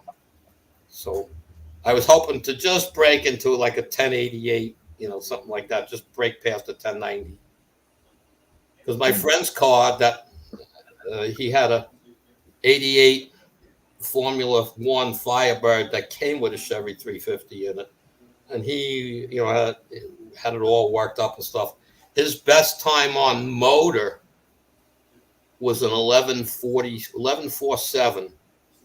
Okay, and he used to hit that thing with 250. Okay, horse, hit off nitrous, and he would do a 10:06, 10:08. I don't want to push mine that hard, so. Tim, did you ever have any vintage cool cars? Like The only thing I had was a 75 GMC Bo James. And had I known how rare it was, I would have kept it. a Vogt James? What? Yep. Never even heard of that. There was 4,000 made. Yeah, not a lot made. Wow. My And first, I I'm was going to run. 19 at the time, and Yeah. I'd already went through 3 transmissions because the motor was it was hot. And yeah. In 1972, the beginning of 1972, I bought brand new my first real car. Okay, it was a 1971 Plymouth Cuda Hemi. That was my first car. I always drove my parents' cars around, so that was my first car. So it had the 426 in it. Oh yeah, Oh, and it was, and the sucker. I had the car about 3 weeks, and it was in the shop to be upgraded. Somewhere in the area of 900 horsepower. yeah. It was done, and I killed myself for selling that car. It's when the gas crunch hit and I couldn't afford to run. I had to run Sunoco 260 in it just so it wouldn't ping. And on race, I had to use real high end stuff. But just to drive it around on the streets. The Norco 260 was 101 octane. If you stepped on it at all, it would ping. And that car. I'm so mad that I got rid of it. I only paid $4,300 for it, brand new. Wow. Okay, and I traded it in the end of, I don't know what year, 74, somewhere around there, with the gas country we had here in New York every other day, gas stuff and things like that, odd and even plate numbers. I traded it in because it just was just something I couldn't put it in the driveway and let it, sit. So I traded in. I got $1,800 for it and bought a Toyota Celica GT. Okay, Julio. Just Jeff is here, by the way. Julio, you have any older cool cars when you were younger?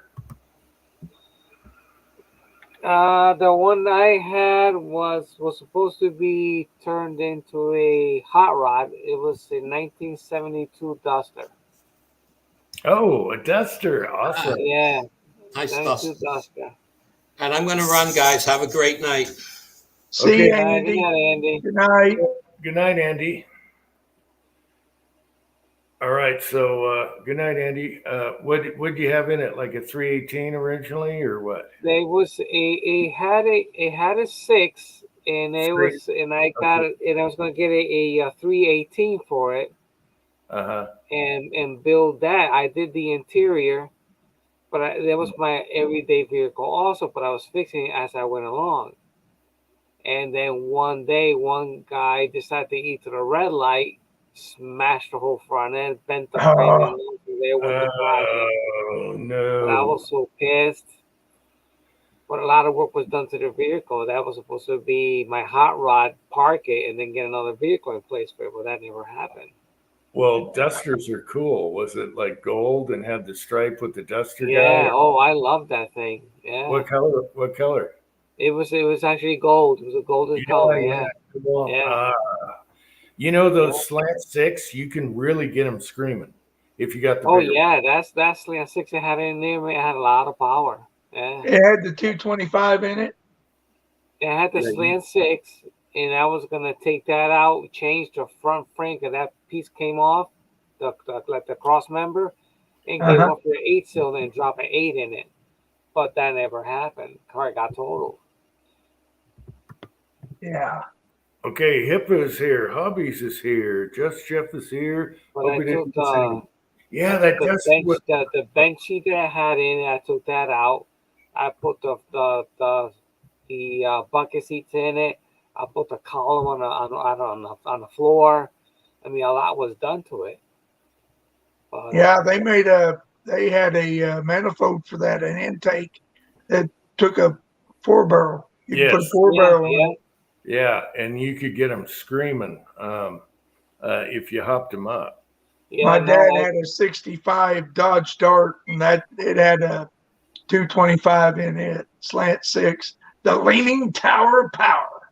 Yeah, no. If you go to these people, Summit Racing used to sell a kit for that. Yeah. Well, I'm going to try one more time. If my internet craps out again, I'll just listen on the side chat. Now, did you put green lights in just for tonight in the background? Those are LEDs. They look green. I can change whatever color they want. Wow, okay. I thought you froze there for a minute. Boy, that powder looks funny. Let me change the lighting. Yes. Maybe green dot. Is that what you use for green dot? That's that right. lighting? No, A10? PC's the king of the dots. Yeah. I haven't seen Green dot, blue dot, red dot, Yeah, you can use every color. gray dot. Yeah, You can I do a always like video. to bring that. Yeah. Do a video. I'm using green dot. Then you hit the light to green. I'll tell you what, dot powder is something I haven't seen. There's a lot of powders on the shelf nowadays, but the dots. The dot, no. I haven't seen it in a long time. Yeah. Yeah. And I like green dot. Green dot works in a lot of calibers. I got one light that doesn't know what color to go under that deer right there. That's Twine's big old deer. That's a 26 and a quarter inch spread in that middle one. Hmm.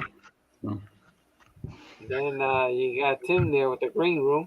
No, Yeah, look I at that. had them lights too. I didn't even realize I had them. Tim. Oh, there you go. That was Tin Man's color, the pink. The pink salmon. That's what he calls it. Salmon. Yeah, it's salmon. Tim, you need to do a video and say, Tin Man, this is salmon. It's salmon. Oh, I touched white. Well, come There on, we go. camera. Do what we're supposed to do. Where the hell are you getting these lights, people? I could have a field day with that. Home Depot, $40. They're strips. Comes with a remote control. Yes, sir. Yep. LED, like Yeah, two. little white. Yeah, it's like a 16 inch or 16 foot strip of ribbon lights. Okay. Hmm. Interesting. Where's I can control? change whatever color I want.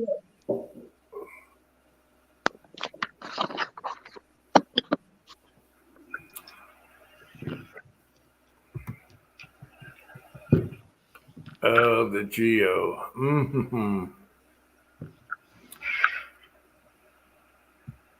There you go, Tim.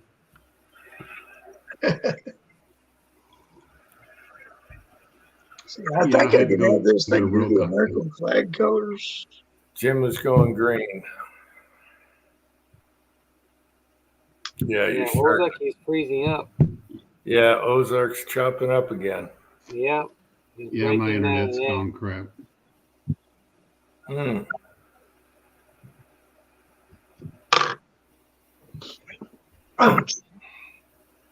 Well, I'm glad you guys came on. I didn't think anyone would come on tonight Really? on 3, Yeah. Uncle Jim 3. Yeah. Yeah, I tried. Well, you told me Yeah. yesterday that you was going to. Yep.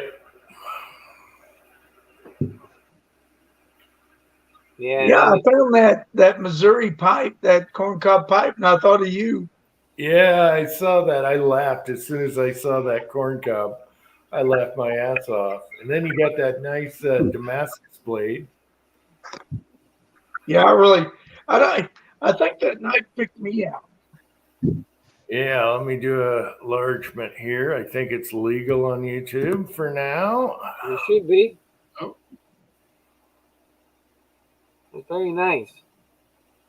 Yeah, I like the pattern on the blade, the Damascus. Yeah, I know. That's pretty cool.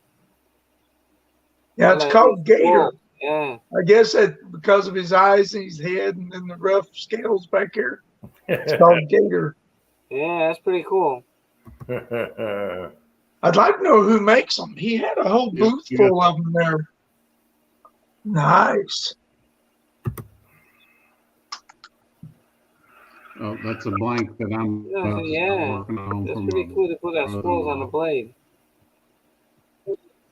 What are you going to use for a handle? Oh, he froze. You Yeah. know, It's perfect for still shots when your internet. Yeah. He go. Yeah. He held it steady for the longest time. Yeah. He's frozen. yeah, after I bought that knife, the wife wanted to go down to the Case store. You know, they got Case and K-Bar and all kinds of brands, marker, benchmark. And I was looking at them knives, and all them knives were like $100 or higher. And Yeah. I thought, what the heck? And then I got to the sheaths, and they were wanting $12 for the sheaths, and I gave $19 or $20 for the sheath and the knife. Yeah. Thrift stores and garage sales, rummage sales are the best. We love them. Yeah, this has got a bone handle on it. Yeah. The whole family just loves shopping that like that. Yeah. Mm. That's how I got McGregor. Yeah.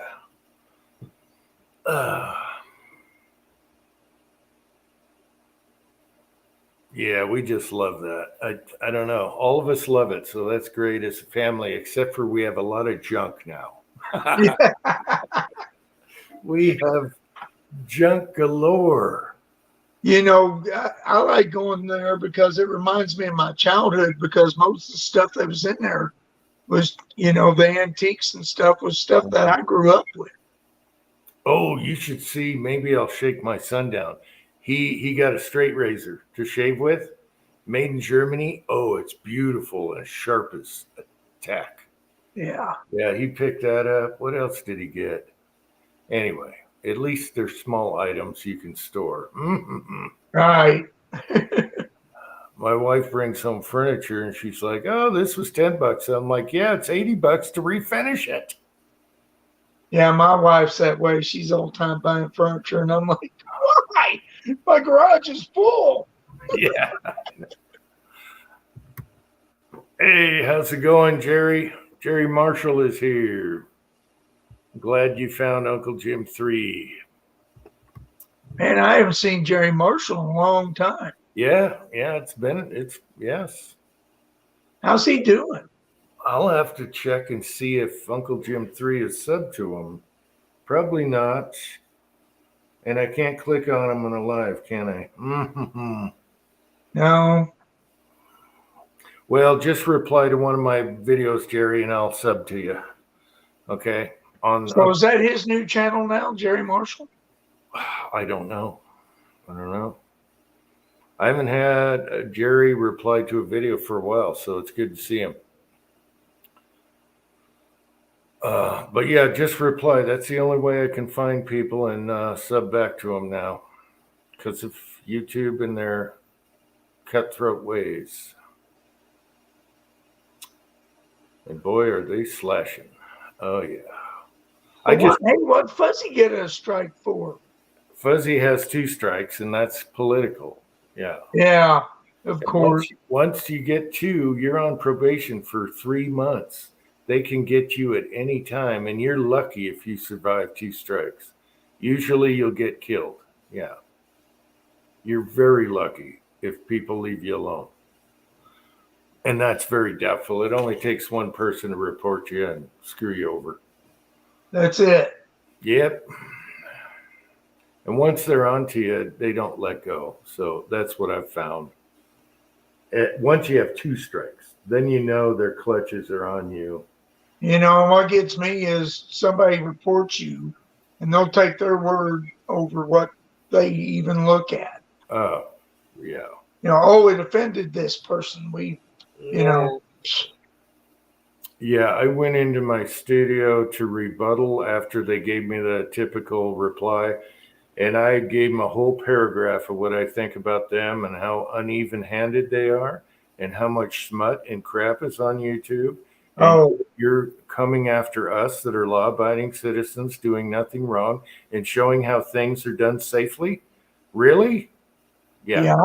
I went to TikTok for a little while, and I'm telling you, that is horrible. Oh, don't go to TikTok. The Chinese will get in your phone. I got rid of it and all of it. Yeah, the Chinese will get into your devices. That's a China channel. Yeah, stay away from TikTok, people. But yeah, as far as content and stuff, that content over there is just, it's crazy. Oh, damn it. I didn't even put 2 and 2 together. Jerry Marshall is Jerry. Jerry. That's what I was getting at. Oh, no. I was thinking of someone else. Damn it. All right, Jerry. Reply as Jerry Marshall, and I'll sub to you. I just talked to Jerry today for like a half hour on the phone. I didn't put it. Oh, that's right. He couldn't do anything on the Jerry 1911. That's right. I forgot. Yeah, he's. Oh no, so Jerry 1911 is not working? No, because he lost his password or something, and they wouldn't let him take it back. Yeah, when Vicky passed away, she had all the passwords to his device. Oh, I gotcha. Yeah, it was the same thing like my Duckbill, Missouri channel. I couldn't prove that I owned it, so they took it away from me. Oh, okay. Here's what's funny. This is what old people go through. I just talked to him a few hours ago and we talked about Jerry Marshall channel and all that. And here I am, like oblivious to everything. Well, I wondered when I said that. I hadn't heard from him for a while. And is that his new channel? And you were like, yeah, he talked to me once. I was like, what are you talking about, Jim? It's like, yeah, I haven't seen you for a long time, Jerry Marshall. Oh my God. What a drag it is getting old. Jerry Marshall. A lot of Jerry Marshalls, but they got numbers on them. This one doesn't have one. Yeah, he needs to reply to people's videos so you can sub back. Oh, Jag is still just putting the screws to me. Jag just loves digging it. I never thought about that. That might have been that last podcast. I think for the last couple months, Jag is just putting the screws to me every time. That's all right. I love you, Jag. It's all right.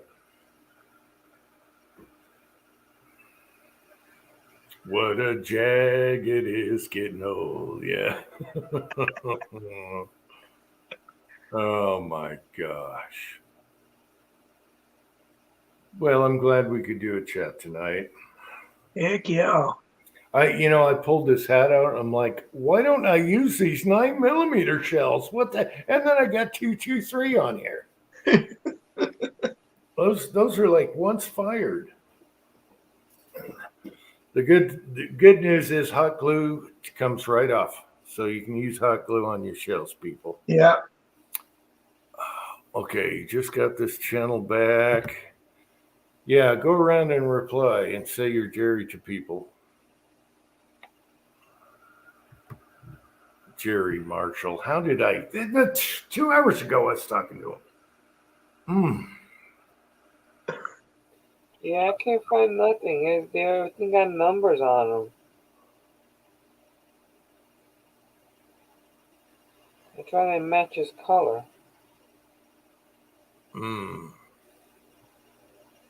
Like 1,000 Jerry Marshalls in here. Okay, he replied. I could post a link. Let's see. You replied to Uncle Jim too. I'll dig you up a link here. What did you reply? Okay, probably this video. How are your recommendations today? YouTube loves to ask questions. Yeah, screw you. You know how they do surveys? It's like, I don't give a crap. Yeah. Oh, A bastard. lot of their surveys, I've never even heard of them companies. Yeah. All right, Jerry, I didn't see you on the 380. I got one from Max Bear. Got to reply back to that. Where did you reply?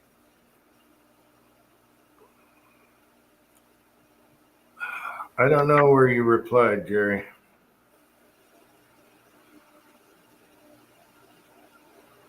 You said Uncle Jim 3 video.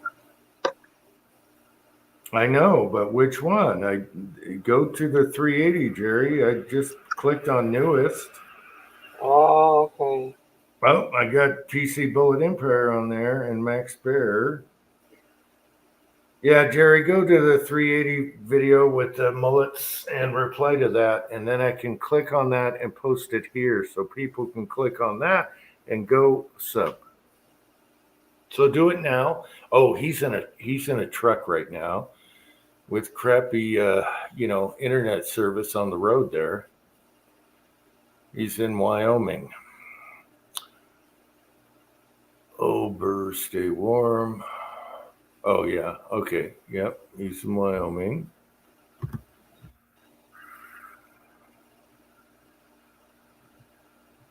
I'm sure Jerry's got like this big teddy bear that keeps him warm with a mouth. Did I say that? I didn't say that. Nobody heard that, right? Right. Good.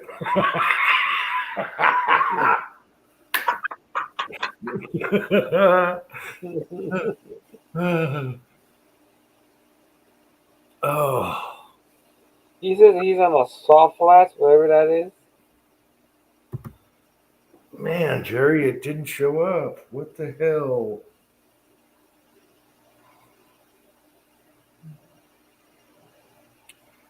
No, Jerry, it didn't show up. Uh-oh. One of those that can't reply to videos like Uncle John. Damn it.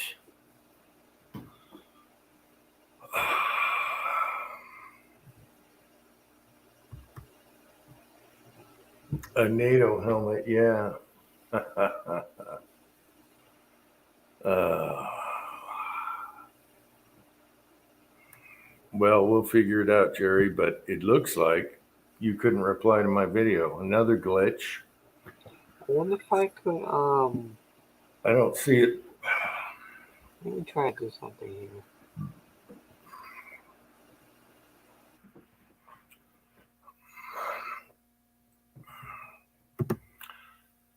Pony 47. I don't have a number 4 yet. I got to do another email, but it's due. Got to do it now.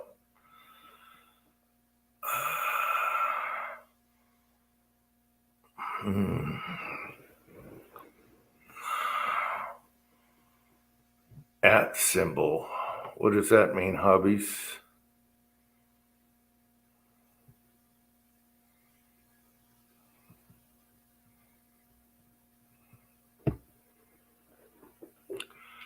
One of the first. Okay, I'll go back and look at all of them now, Jerry.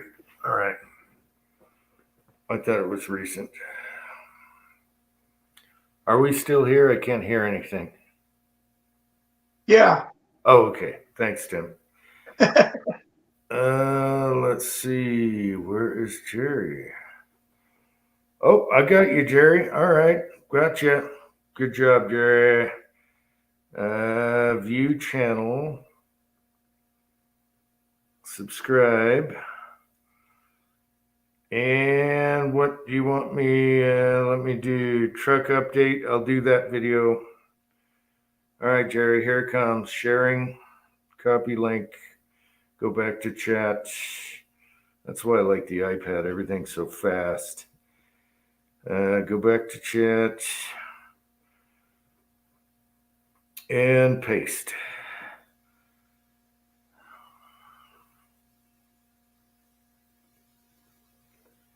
Okay, guys, I didn't mark it, but the next, hey, 6-shooter Texan. The next link that comes from me is Jerry's channel, Jerry Marshall, Jerry 1911. Okay, so click on that link, everybody, right now. It's right below Hey Ricky, and Jerry replying, Hey Ricky. Okay, so click on his channel. I just subbed, got him down, so now we can keep track of Jerry. All right, so how you doing, 6-shooter Texan?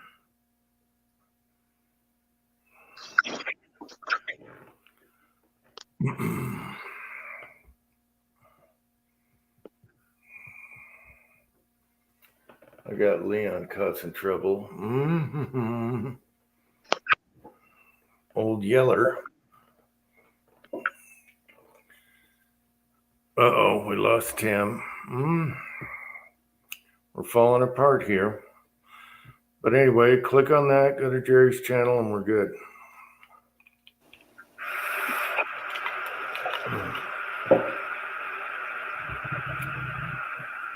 All right. I'm trying to do the YouTube, but it's taking forever to load up, so I finally got it on the phone. It wouldn't let me. Before, you used to right click Yeah. anybody and go to their channel, and that don't work anymore, huh? Yeah, if you're live, you can't click on it. Another brilliant from the minds of YouTube. Yeah. So now you only can do it if they reply to a regular vid. Yeah. Oh, okay. Yes, I know, Jerry, but I was telling people you're Jerry 1911, being Jerry Marshall, alias. Yeah, that's what I thought was till 1911, but I didn't know it wasn't working. No, he's trying to get the Jerry 1911 back.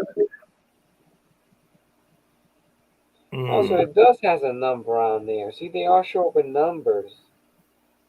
Mm-hmm. Okay. Well, I subscribed. Yeah, and I told Jerry, since his computer and all that's all screwed up from passwords, just try your phone. Me and him use the phone to make videos, right? And we use KleinMaster, right? Right. And it's easy, right? Right. Right. What I've used for years. Yeah. For now, he can just use his phone. That's all I use anyway. That's all I Yeah, I use. use my phone. I use that Apple. What's it called? The movie iMovie Yeah. on the phone. And it seems to work fine. Yeah. Yeah, I just told them free app, do the free YouTube app on your phone. And then you make a video like this, and then I just go straight to my editor and bam, bam, bam, and then go straight to YouTube. Boom, and then I go up and get something to eat. Yeah. Super fast. Extremely fast.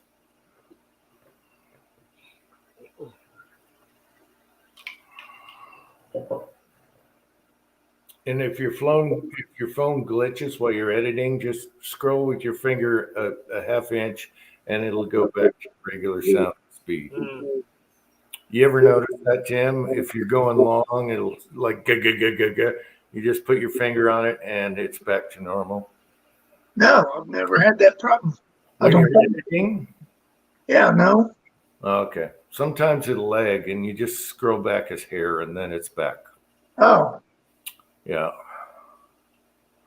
I've never noticed that. Yeah, especially if you're adding music and other little trinkets to it. Yeah. Get in about 3 or 4 layers. Yeah. All right, Jerry gives the. Okay, John's got it. Good. Good. All right. All right, we got that settled out. Marshall. He needs a Marshall's badge. You know what? I got to find him a Marshall's badge with Jerry on it. Oh, would that be hilarious? That would be good. This is Jerry Marshall. All right, I'm going to look into that. Marshall badge with Jerry on it. Yes, I have the lighter. Where's my lighter? Mm-hmm. It's probably out there. Nope. There is Jerry. Except for he's not from 02. I was wanted to ask you about that. That the lighter got a date on it. That was the date the lighter was made or something? Yeah, well, we got my son got it at a thrift store. So I don't know if this Jerry passed away then Oh, okay. or graduated or whatever. It was a thrift store. But you always buy these Zippos because they have a lifetime guarantee. Yeah. And I've dropped this son of a bitch so many times. It is so beat up and it's still tight. The hinge, everything. Right. They don't make better lighters. No. They don't. They used them all through Vietnam and all that. World War II. Yeah. I Yeah. don't say that's all my uncle would carry was a Zippo. Yeah. And you can buy one that doesn't even have all the parts on it. Send it to Zippo. They'll fix it. I've never done that. I've never done it. But I have 2 Jerry lighters now. And my son has a bunch of neat ones. They're still in business today? Yeah. Yeah. Wow, that's good. Lifetime warranty. They'll fix the hinge. You break anything on it. They don't break. You put a flint in it and it done. Yeah. Yeah. They don't break. I think I put a wick in one a long time ago, and it comes as a kit. It's just super cheap and easy. You got to buy lighter fluid.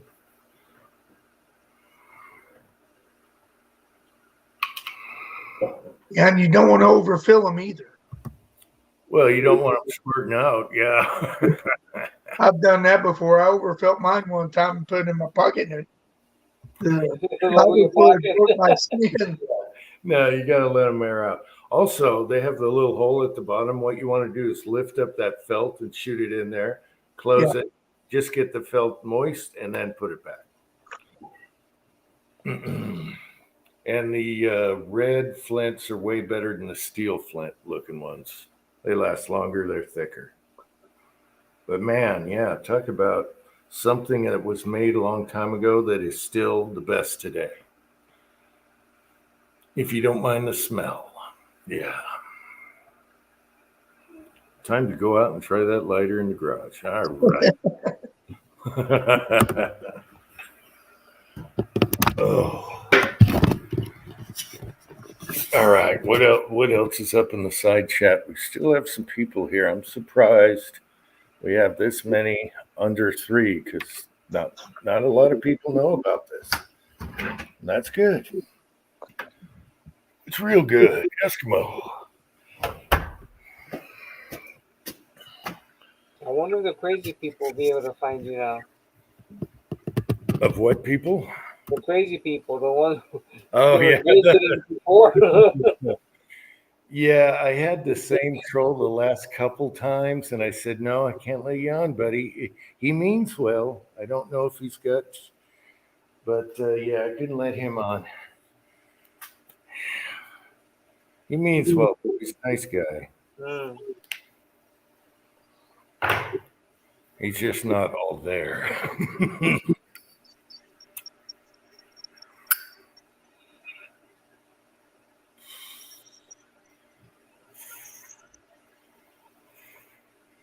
All right, so Tim, when's the next time? I know you've been busy and you got to deal with you got the family and everything, but when's the next time you're going to reload?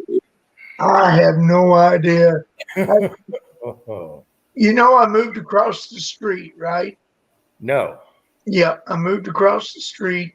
You mean the whole house? Huh? House moved across the street? Yeah. You moved again? I didn't move the house. We just moved across. Oh, Yeah, we didn't know that, Tim. Yeah. And yeah, I haven't put anything back together. That was in December. oh, okay. And I Wow. haven't put no, it's November. It was November. And I haven't put my loading bench together or unpacked any of my reloading stuff. I haven't shot anything in 2 years because Wow. I don't know if I'm afraid to or if I'm just lazy. But I'm afraid that, you know, I can't find the primers, or if I do, they're too high. Yeah, but Tim, I miss your cast. Well, you can't do casting now on YouTube, but I missed your casting, especially when you had the ladle and your reloading vids. And it's been it's been a while. Yeah, it's been a while, yeah. So you moved across the street. Yeah. At least it's an easy move. Boom, bang, pow. It was real easy. It was the best move I've ever done. That's better. That's better than my move over a bunch of passes, 1,000 miles or whatever. Yeah, you save money on rental trucks. Yeah. Well, we even hired a a moving company to move some of the bigger stuff. Right. It didn't take them like an hour and a half. Yeah. Wow. So wow, this is the easiest move I've ever done. It was great. Which house do you like better now? The one you This just one. This one's got one more room. Okay. It's got a back porch. Okay. It's and the rooms are a little bit bigger. It's a whole lot nicer. And then you'll set up your loading in the garage like before? Uh-huh. Yep. Okay. It's set up. I just haven't unpacked anything or reattached my press or anything yet. All Maybe you need when it is warms up, I will. one press, one die set, and you're good to go. Come on now. Come That's on. it. Oh, Tin Man wants a link. You want to see Tin Man, people? Sure, why not? Why not? Well, I guess we can do 10 men. We gotta make sure Easy that with Tim is dressed. Put your you got to change your lighting for Tin Man. You got to go salmon. Where's it at? Oh, that's clear. Well, wait till he shows up. Keep it green for now. As soon as he comes on, then you can hit the salmon. Because he probably can't hear you right now. Now what's it doing? Flashing? Yeah, do you got disco? I can do disco. How's that? Uh-oh, what happened to my mouse here? Okay.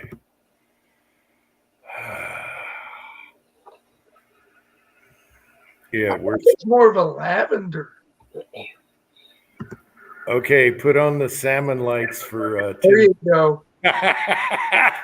Yes. You don't have to put on the red lights. I don't think I have red. Isn't that a song? Roxanne, Red. Roxanne, the Police first Yeah, album. Roxanne. Yeah. Me and John saw them live before they were even popular. Yeah, before anyone knew who they were. Who was this reggae English ska band? Yeah. Oh, now it's transitioning. Look at that. So anyway, Tin Man, if you didn't hear, he moved across the street. So he's in a different house. Tim? Yeah, Tin Man's actually got my new address. Do I? Yeah. That's You sent me right. some bullets. We're going to need a new address. Does your street start with the letter L? No. I Yeah, have but how would you know? Wait a minute. He moved across the street. He's on the same street. You need numbers. Well, he just What kind of detective are you? I don't think I have your current one, do I? Well, you sent me some bullets. Well, I don't- I'm going to have to rip up your old one, Tim, so it didn't go to your neighbors. Oh, it might be saved in my USPS click and ship address book, not my written address book. I got There you go. I got so many address books. Okay, yeah, you got that. That was the Rogersville address. Right, that's the one I have written down. Yeah. I'm in Marshfield now. Gotcha. Yeah, I might have your new one in my USPS thing. I'd have to check. What bullets did I send you?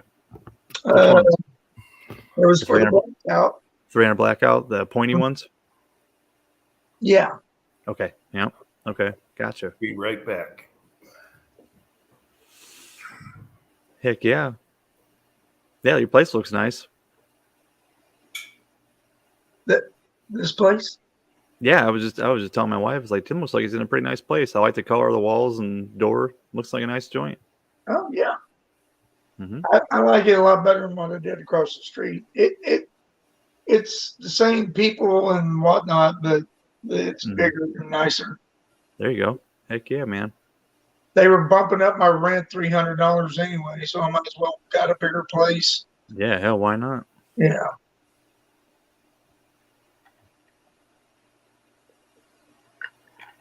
What you been up to, man? It's been a while.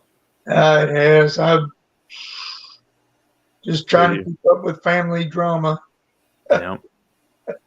I hear that. Between that and work, it ties you up full time. Well, there for the longest time, that was another thing. I was working 10-hour days and Saturdays, but they put a stop to that. And I'm glad of it. Yeah, that gets old, man. Yeah, it gets real old. Hell, we slowed way down. We had guys laid off for a couple weeks. Of course, I was still working, been getting 40, but sometimes even getting 40 is tough. You got to screw around for a while just to get your 40 hours. Well, we've lost about 200 people at our plant and can't replenish them because nobody wants to work. Yep. They'll hire people and bring them in, and I don't know. They're like gone within a week, and it's like that's just nuts. Yep, it's hard to find good help right now for Yeah. sure. I seen Jerry Marshall in the side chat too. Jerry, I subbed your new channel. Now, wouldn't it be funny if, since Tim moved across the street, the new people that moved in get a bunch of glitter and lead with a broken open box? That would be funny. The hell got all these bullets all across? Son of a bitch and glitter. Who the hell is Uncle Jim? And what is that smell? Smells like ass. It smells like ass. Jim, do you know anything about AssCast? We got this package and it says forward. Yeah. Let's see. Lead Mining 44 is here. Hey, what's up happening up there up in the north? Yeah, good to see you guys. Man, Tim, that's weird. We didn't know you moved. Yeah. Yeah, I think Jamie and Kurt was the only ones that knew it because they wanted my address, and I had to give them my new one. I just got this text from somebody, and it's not in a weird color. I wonder who that is. Mm-hmm. Scotsman got a Glock? No, that's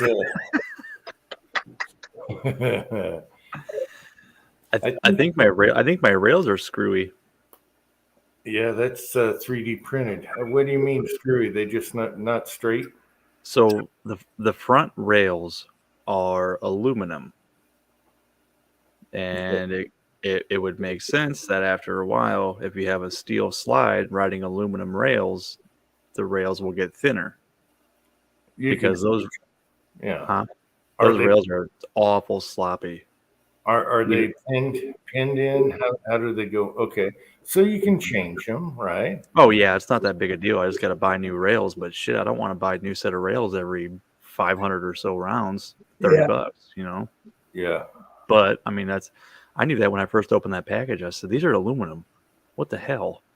Because the website said stainless. And I'm like, these are definitely not stainless. So I messaged them and they said, no, our rails are aluminum. I was like, okay, that settles that, I guess. Yeah. I wonder if they could be made. They actually sell stainless rails now, but they're twice the price. Yeah, but no, make them. Can you make them out of L iron, right? Steel, stainless, small angle iron, drill a hole, pin it on there. I'll show you what they look like on my airsoft gun. I won't if you don't want me to. It ain't a big deal. Well, if Here, it's the frame. Let me send you a picture. How's Okay. that? Well, yeah, we'll do it that way. Send me a picture and I'll show it on here. Yeah. Oh, so you can show pictures, but you can't show the real thing. Yes. Oh wow. I mean, I guess I could use a piece of angle, but man, it'd be hard to get that rail thickness right. If you find some precise stainless angle, if somebody's got to make it, then you can grind it to shape, file, whatever, and pin it on there. Then you don't have to buy it. You can buy the stuff by the foot.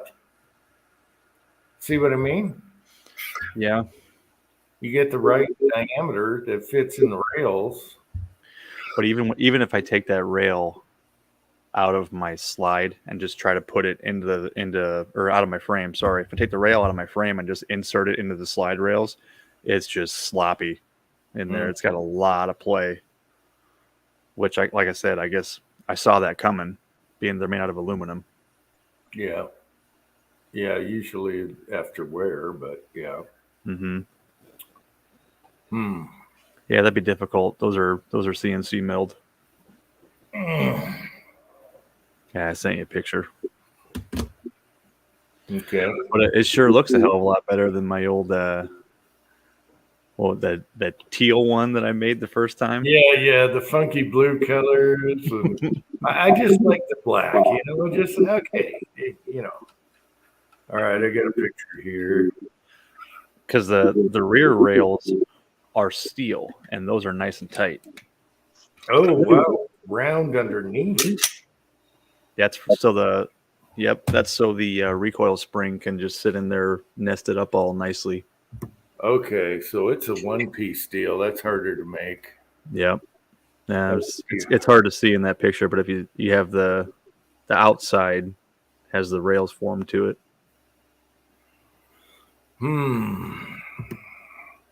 Can't 3D print in steel. Not yet. If I could, I would be all over that.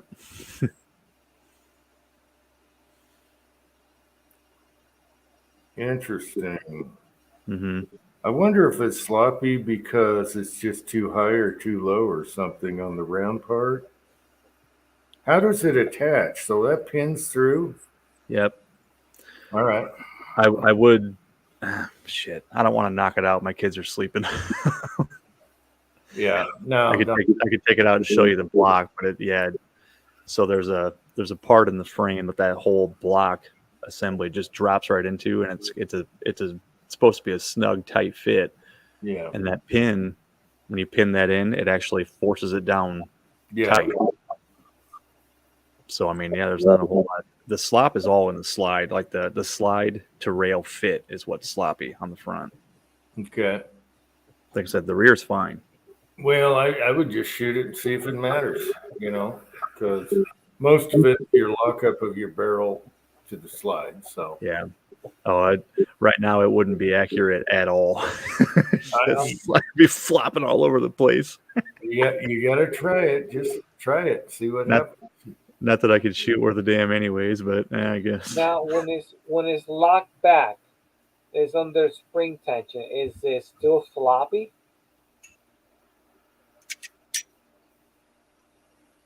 Nope. Okay, so it's almost like the Ruger, the one they did recently. The slab is sloppy. Once you lock it back, it's nice and solid. The 380. Yeah. Yeah, but you get the recoil spring is compressed when it's locked back. I mean, that's going to take up a lot of your slop right there. Yeah, you got to go by when it's firing. So that would be forward, with the magazine in. Yeah. Is there any way to shim that up? I'd have to shim that tiny rail. I mean, yeah, but okay, it's aluminum. You could paint it fatter on both sides. I don't know. You still have side play though. You could put a ball bearing in it on the top and bottom, on the top parts on each on the side. You could put. It's almost like that bottom needs to come down more. You know what I mean? Okay. So the bottom side of that lip needs to come down more. So I'd have to shim the bottom, not the top. Yeah. Can you order another one of those rails? I can, yeah. Yeah, but if you can probably take one, have someone do like a very small bead of aluminum weld on it, and then file it down till you get the proper fitting. That's really tiny. Yeah, but wait a minute. You're the king of welding aluminum. No, I'm not. Oh, you just do steel? I can do. I'm not the king of any welding. all it needs is a dot. Yeah, just get somebody to do that for you, and then you can file it down and keep trying it into the slide. Yeah, you could TIG that. Don't give me that. You can TIG that little bump on each side. The thing's only that thick. Doesn't matter. People do beer cans. What are you talking about? I'm not people. I can't weld beer cans together. Okay. Well, why not a tiny little grip through on each side? Just that goes down just enough. So how long do you think those two little dots of filler rod would hold up when a slide's riding against them? About four shots? I don't know. And then also you got 1911s and other guns that have springs. They're little flat springs that are on the sides that create tension to tighten up. Okay, they're little like a Yeah. little flat spring that just does this when it hits the slide and it makes it tight. Mm-hmm. But Yeah. is there another company that does steel? Just get theirs. I think there was two. There's one main one. I'm not sure if there's more than one because I mean all of these frames are different too. You know, one takes polymer 80 rails, one takes FMDA rails. You know, it's Okay. they're all kind of niche, and I think the one pretty much has the market cornered. Okay, So- but if it was steel, that's really easy to put a little spot of weld on and file it. Oh yeah, if it was steel, I could do it all day. Aluminum, it's not. It's hard to be that precise with aluminum. At least for me. Hmm. Interesting. But hell, I just ordered another set of rails today for a 19 because I'm doing one of those too. I can't stop. Yeah. I know you got me curious about it, but I don't know if I want to go there. Yeah. Well, hell, I'm sure you got all the lower parts sitting around. You could cobble one together with crap you already got. I bet you just got to buy the rails. I know, and I'd like the grip angle better too. Yeah. I could do 19 lower. I'll send I you don't the know. link. I'll send you the link. Have the boy print it up. It's a 19-hour print. Wow. What kind of fill? 100% or what? 99. 99. Okay. So the reason you can't do 100% infill is because when you do 100% infill, it won't let you change the direction of the lines to the angle that you want. If you do 99% infill, you can change it. Okay. Okay. Yep, Papa Les is right. Avis is the rail manufacturer. Hey, Papas, what's up? James, I might try to peen the rails. If it don't work, I'll just order another set. It ain't a big deal. It ain't like I shoot this thing very much, anyways. Yeah, Papa's. Every time we do anything 3D printing, boom, he's on the reply. So he must have been doing this quite a while. He's pretty into it. Yeah. Him and I talk quite a bit about it. Yeah, he's like, do this, do that. And it's like, okay. Yeah. They're cool. I think 3D printers are cool. Yeah. Mm-hmm. They're getting cheap too. You can pick one up for like $200. Wow. Well, Yeah, people were asking me what we used. It's an Endo 3, I believe, right? mm-hmm. Yeah. 200. That's good. Yeah, that's all I got is just a cheap Ender 3. Yeah, they work. I gotta tell you that. They work. Yep. Oh man. Yeah, this is your fault too. You made that video. I'm like, man, I gotta try that. Yeah, you know how I said it doesn't fit the 19, it looks funky? That's because they just chopped down a 17 mag. So they didn't go with the angle, you know. They're using a 17 at this angle, and that's why it looks funky on a 19. So I badmouthed it, but it makes sense. Whoever did the CAD just shortened it for a 19. I think they did make a magazine for a 19 though to have the correct angle for a 19. If you look in those files, I don't know. I don't have a 19 yet. I will tomorrow. So. I was surprised it worked. I put a Magpul mag in it, not even a Glock mag or a spring, all 3D printed follower base plate. Man, that thing ran like a champ. Unbelievable. And you know how many companies had problems making Glock mags that worked when they first, tried to do it. And now you can 3D print one that works. Yep. That's kind of funny to me. The only thing about them is you can't leave them loaded. Now they'll bulge, and then they get bulged up. Well, they'll bulge, and then these feed lips will eventually just give out. Oh, okay. And you'll have 18 rounds or 17 rounds of 9mm go shooting up in the air. Yeah, they're range mags only, and then people say you get about 1,000 rounds before the lips start screwing up. Okay. Yeah. And that's awesome because hell, 1,000 rounds for the mag, it only costs you what, 40 cents in filament to print it out. Not that off 1,000 Whatever. rounds. Yeah, maybe $2 if you get a good spring for everything. Yeah. You know? Yeah, that's not bad. I wish I can't find a 45 for the Foxtrot, and that's the one I want. I got tons of 9 mags, but not a bunch of 45 10 millimeter mags. And man, that would be awesome. Do they only sell those in like the 13 round? They don't sell an Yeah. extended mag for that? Stock mags, yeah, 13. That sucks. I know.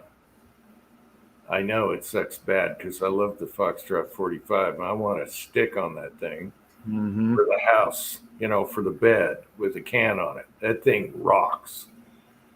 And it's a big hole. So I don't know. I'm just going to coupler them together. So 13, 26 rounds. Okay. Mm. Just slap them together, the kind that go this way and that, not flipping. Mhm. I just Yeah. your mag, yeah, easy. And it's out of the way and it's small. So I think we'll make couplers for it. But we couldn't find couplers for a 45 mag on a 3D printer. Mm-hmm. They hate 45, I guess. Everything's 9. Nobody can afford to shoot 45 right now. Yeah, but you know what? I'll put a spacer and duct tape them together. Okay? Done. There you go. It Yeah. works. It works. Go sell springs for okay, here. $99. Oh my gosh. That's worth looking into, people. Yeah, that's just the base model Ender 3. I mean, but hell, they sell all the upgrades you want to do.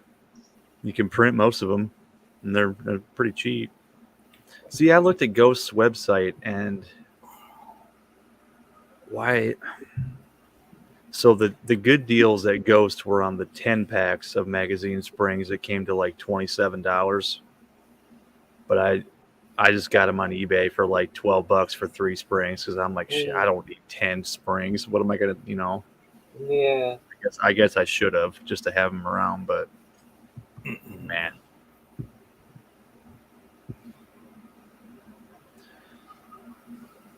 Tell you what, I don't know how your guys' weather is, but ours is stupid around here. It was like 18 degrees and 30-mile-an-hour winds today. It was nasty.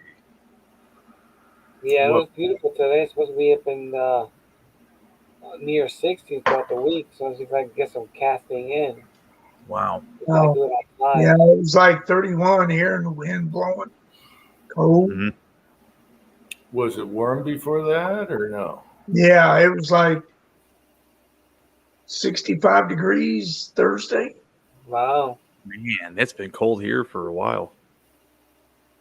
Well, quit your whining because I looked at the weather and we're getting snow from Tuesday on all week.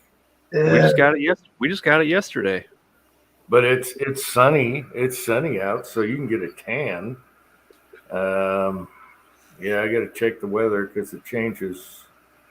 Yep, Monday. 1, 2, 3, 4, 5, 6 days in a row. 6 days. Yep, we're gonna get rain next week for a few days, but it shouldn't freeze. It's gonna be in the 40s and 50s next week. We just got to get through tomorrow. You want to hear something freaky? This morning I woke up and I heard a truck, and we're expecting UPS, but I heard a truck and I'm like, UPS this early in the morning? I look out the window and there's a red Chevy truck coming up my driveway, turning around and then slowly leaving. And I'm like, you didn't see the no trespassing signs? Are you lost? You better be, And that was kind of freaky. We don't get that a lot, Yeah. Yeah. But he looked, I couldn't see him too good. I think he had a dog in the middle of the seat, but I think he just got lost and went up, thought he was going up a canyon road or something. I don't know. Yeah, he's looking for some hunting ground. I don't know how you can miss the no trespassing. So Mhm. I think I'm going to do 2 more signs. One as you're coming up the driveway said, "Did you not see the no trespassing?" Yeah. And then have a third sign saying, "Too late, you're fucked."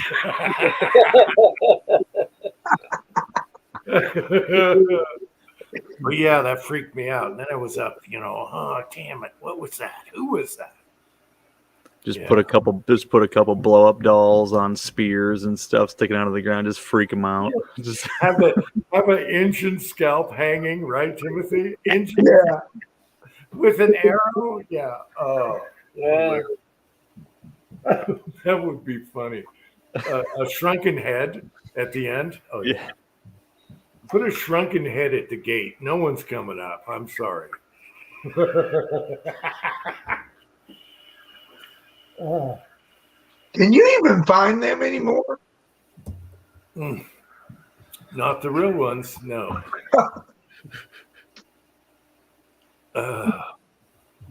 Yeah, not the real ones. So, shrunken head would be hilarious. Oh, what else is scary? Chainsaw Massacre stuff. Just have it all on the driveway, All right.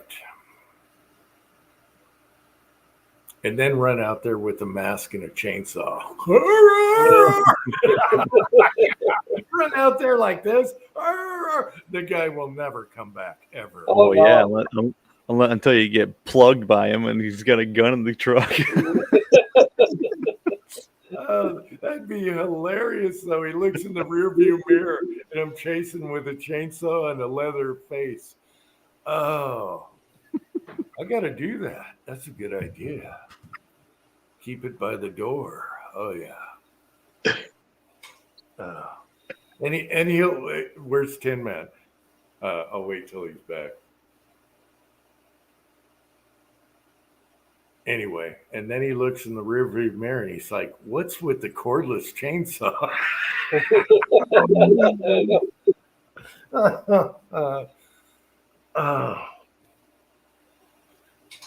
Oh, that's funny.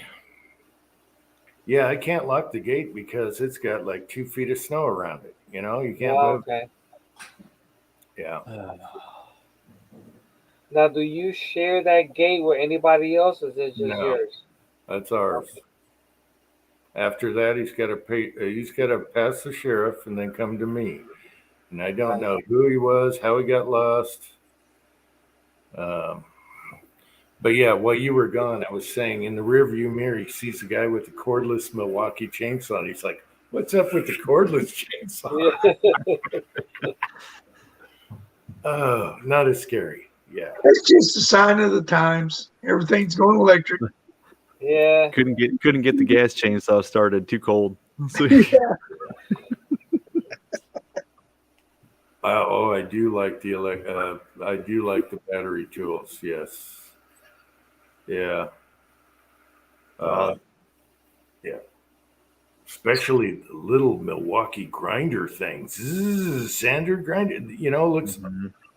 Wow. I have a portion of a video. My son made some more sleigh bolts, so he put it in the juicer motor. The juicer everyone loves. Bolts, and then he just took that little Milwaukee and put a cutting wheel on it and just went zip, zip and cut sleigh bolts just fast. That's so awesome. I love that little Milwaukee thing. That's one of my favorites for a quick, sand do something. Yeah. mm-hmm. Oh, the tire. Okay, so your friend's wife had a flat. Yep. And the thing had a huge gash in it. It was horrible. And then I look at her tire. He texted me the picture, and I'm like, that tire is bald as hell. What the hell are they driving on that tire for? They didn't know. But she must have hit something bad, like not even I don't a know. curb. Dude, it was gouged. Yeah. It took a huge gash out of that tire. She wasn't driving normally. She screwed up somewhere. Well, he was with her when it happened. And what did she do? I don't know. Maybe it happened. explode like that for no reason. No, they don't. It was pretty worn. I don't know. I wasn't there. I couldn't tell you. But it was him, her, and their 3 kids. They were all in the van. On those tires? Are you crazy? Yeah, she had just drove to Dubuque a week and a half ago, and man, that's like an hour and a half drive. But he said they replaced their front tires last year, and they were going to hold off on the rear tires. Well, they shouldn't have. You got to do the set, and you got to rotate them. Well, and he's got a Toyota Sienna, and that wheel. I mean, there ain't much clearance between that wheel and the wheel well, so it's really no good way to get a good look at it. But somebody had to have seen that. Oh, You know what I mean? Because I'm crawling underneath it. He dropped the spare tire down, and like I said, I grabbed my floor jack and my big battery impact. I said, I am not dicking around with a scissor jack and a tire iron today. So I brought my big floor jack. We nailed it out real quick. I pulled that tire off, and as soon as I got it out there, I went, holy shit. let me find a picture so people know. So people know what you're talking about. This just happened on its own. Yeah. You think Wow. I'm Oh, not gosh. you see that? Look at the gash. Yeah. No, that's just not But I like, had one time, wow, that was years ago, first time ever. It was real bad icy. So you know how the tires get stuck to the asphalt. yeah. But really, when I went to back out, it pulled the plies off the thing. All Oh, you saw was the metal wire. I never seen that crap ever in my life. Left your I think I tread had stuck a to the kitchen ground. tire. Wow. Wow. Yeah. I said, oh shit. Yeah, he called around, and the only place that was even open today that could get him in to get new tires was Walmart. I was like, Yeah. better than nothing. Yeah, So, that'd work. He's like, yeah, I better do both tires, huh? I said, yeah. And he's both the rears, because I'm sure the other one's not far behind it. Yeah, he got it all. He got it all taken care of. Yeah, just make sure Walmart doesn't ruin your lugs on your wheels. Yeah. Yeah, that'd be fine. Torque the crap out of them at 200 pounds or something. I had a guy do that to me. I snapped a breaker bar trying to get my lug nuts off of new hubs and new lug Yeah. nuts. He tightened down. Dude, I was like, get out of here. Snap a breaker bar. Yeah, you get these guys, they got the impact wrench and they're wailing on it like it's going to go somewhere. I mean, I worked at a transmission shop. They sell torque wrenches for the impact wrenches. For the stuff they come in different Yeah, colors. torque sticks, so they're not supposed to tighten it I past a never certain used it. Once I put a tire, I just give it one whack at each lug, and it's done, and it went out the door. You Mhm. know, for some guys, man, they just sitting there like they're freaking jackhammer the roadway. It will back off. Well, hell, anymore, all these vehicles that have aluminum wheels, you're supposed to retorque them after 100 miles anyways. Right. So, I mean, if you torque them down to 200, I guess you ain't got to worry about that. Yeah. They ain't going nowhere when you embed the lug nut into the wheel. Oh, yeah, I know. Well, I trust my mechanic now, but when I had my truck tires put on, while they were putting on, I asked the guy, and what's the torque specs for this model? Right when he's ready to do it. And he's like, I'm like, torque specs? You know, and boom, he automatically went to the specs. And 14 Ugga-Duggas. yeah, otherwise they would have been screwed. But I had to remind him, what was the torque spec on this again? I'm sitting there hovering, waiting. Oh, and it worked. Yes. Mhm. I trust my mechanic now. He's awesome. So No. Yeah. After the dealership hosed me, I don't trust nobody. I'll do it myself. Yeah. No, I That's- did that's a- one time that I couldn't even get the lug nuts out no matter what I did, you know, and it was using an impact to get everyone to come off. And they ended up putting a pipe on the breaker bar and ended up busting an impact socket. And so it's like the nut was welded to to the stuff. Mhm. That's when you bring it to Walmart and say, "Have fun, boys." Yeah. Yeah, whatever you do, don't trust dealers, mechanics. Because I was under warranty and I brought mine in under warranty, and he started listing off all the things my truck needs. And he started with the fan belt. And I'm like, oh, really? He goes, yeah, your fan belt shot, needs replacement. Oh, really? I replaced that 2 weeks ago. And he's like, oops. Yeah, I'm like, what else kind of bullshit you got on the list? Because I don't want to hear it. Bastards. Bastard. Yeah, and then they Yeah. tried to get me one time for the cabin filter. You know those things are expensive. He said, "Oh no, you do for another cabin filter." No, wait. I did that last time I was here, and I looked that up. And they're looking Yeah. up, and sure enough, it was there. All he was going off was mileage and what needs replacing at mileage. Yeah. He didn't even look. He went off a list of mileage. He didn't know I replaced that belt 2 weeks ago. Yeah, man. Yeah, it's like Angie had a Buick and she took it to the dealership because we thought one of the back lights was out, and they charged us $12 to replace it. And then I told her, I was like, it still ain't working. And we looked in there, and it's not even a place for a light to go in it. They, we took it in there and said it wasn't working. Instead of them being honest and saying, well, there's not even a place to put a light in there, they charged us for a new light and didn't even fix it. Wow. That's crazy. Yep. Sucks, man. Yep. Leon, you want over here? What really sucks is I've bought 2 vehicles from that place, and I've always had good service. So I take my car there. It's a little bit more expensive than other places around here, but I've always been Right. treated good until that one day. And then when I went in to get my money back from that alignment, he's like, "Oh, that guy called in today." I said, "Oh, he must be a new guy, and you're hard up for people, aren't you?" Yep. So I mean, I don't know. I saw that. Those were loose lug nuts, right?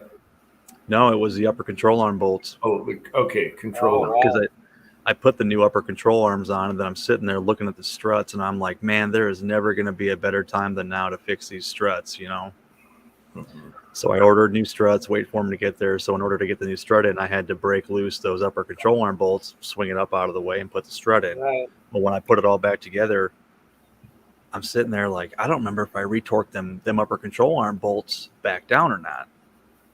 So I told the guy at the dealership, I said, hey, when your guys doing the alignment, have them check those upper control arm bolts, make sure they're good to go. And he said, okay, I'll tell him. I came to pick it up. And I said, did you have your tech check out those bolts? And he said, let me go ask him. Yep, he said they're good. So 4 days later, after I was chasing down a clunking noise, I decided to check them. They were loose. Oh, I was pissed. But got a refund on the alignment though. He didn't even argue with me. He looked. Yeah. I was like, I want my money back so I can go somewhere else. And he goes, okay. Like he didn't even try to argue with me or nothing. I was like, all right, sure. He knew. 6-shooter Texan had to figure out his light problem for himself. Yep. Otherwise, the dealer would have charged him a mint for something that had nothing to do with that. Yeah, the dealership wanted to charge him for a new fuse block, and all The it was whole a damn box. harness for the trailer lights. Yeah. The whole box unit.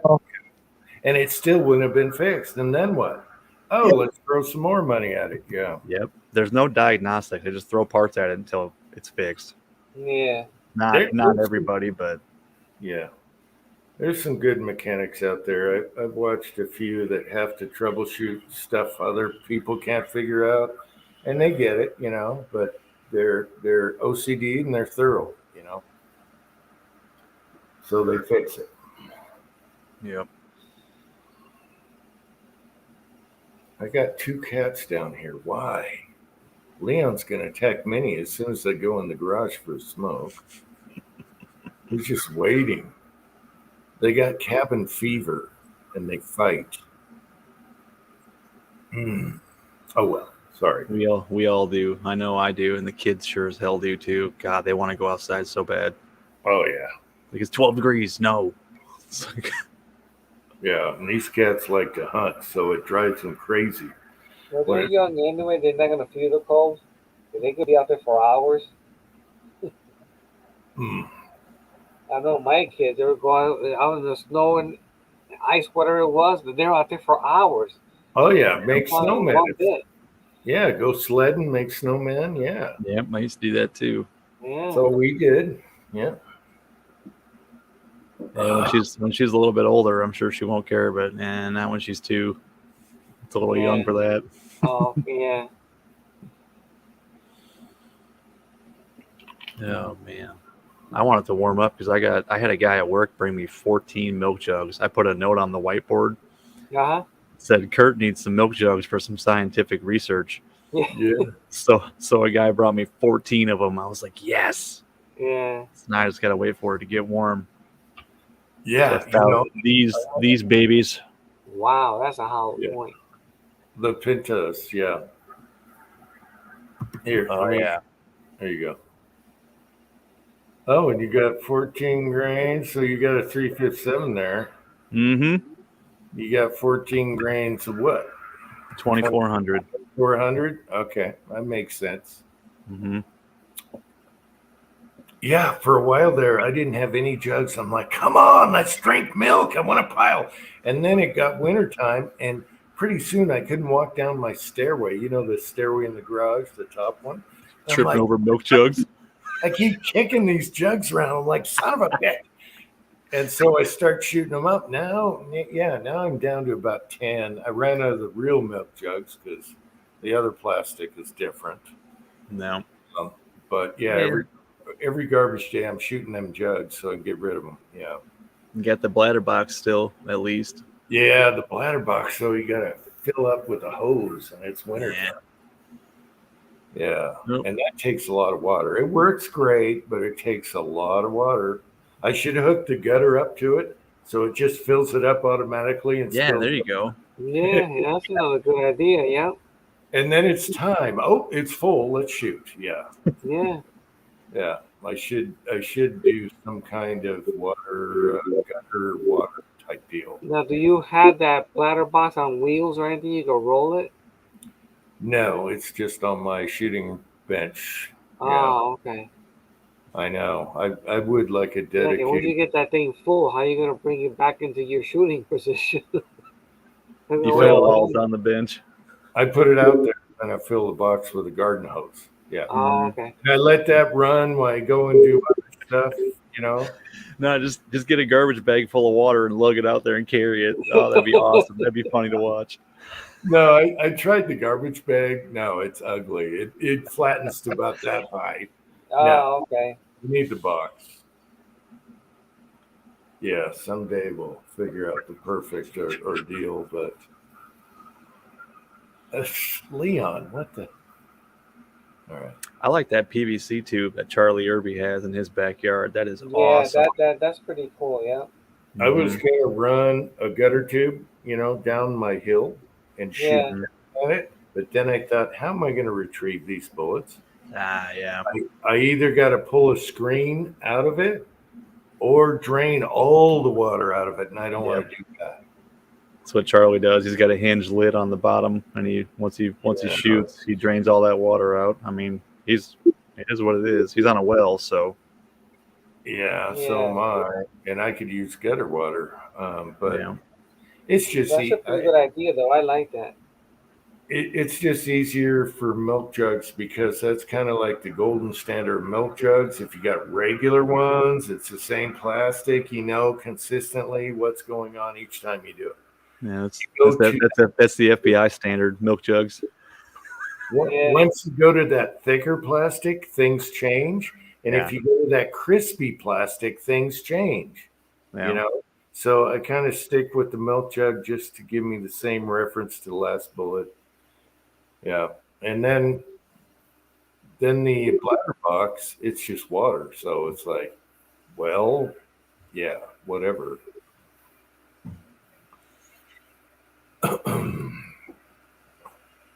I do like those little Hornadies. They work. Oh, those XTPs expand pretty good. And And yeah. Charlie also had the thing where he was doing his hollow points, and he would fill up the hollow point with silicone, kind of like the FTX boats do with that little plastic thing. Dude, it worked. It opened them up really nice. Elvis Ammo did that a long time ago. Okay. Yeah. Elvis Ammo did that. Someone told him to try that, so he did a video. Mm-hmm. Um, Yeah, it's fun stuff to mess around with. yeah. I tell you what, Black Talons and Ranger still works to this day. The old Federal, Hydroshock. no, they're a nylon coated bullet. Gosh darn it, I can grab them. Syntec. Nycat. Huh?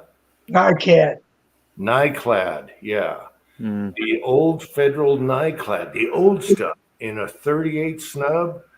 I had the beautiful mushroom out of that, and then I have that stuff in 357 also. And that they were ahead of their time. They had a nylon coated like a powder coat, except for you can peel it off. It's like a hard plastic rubber.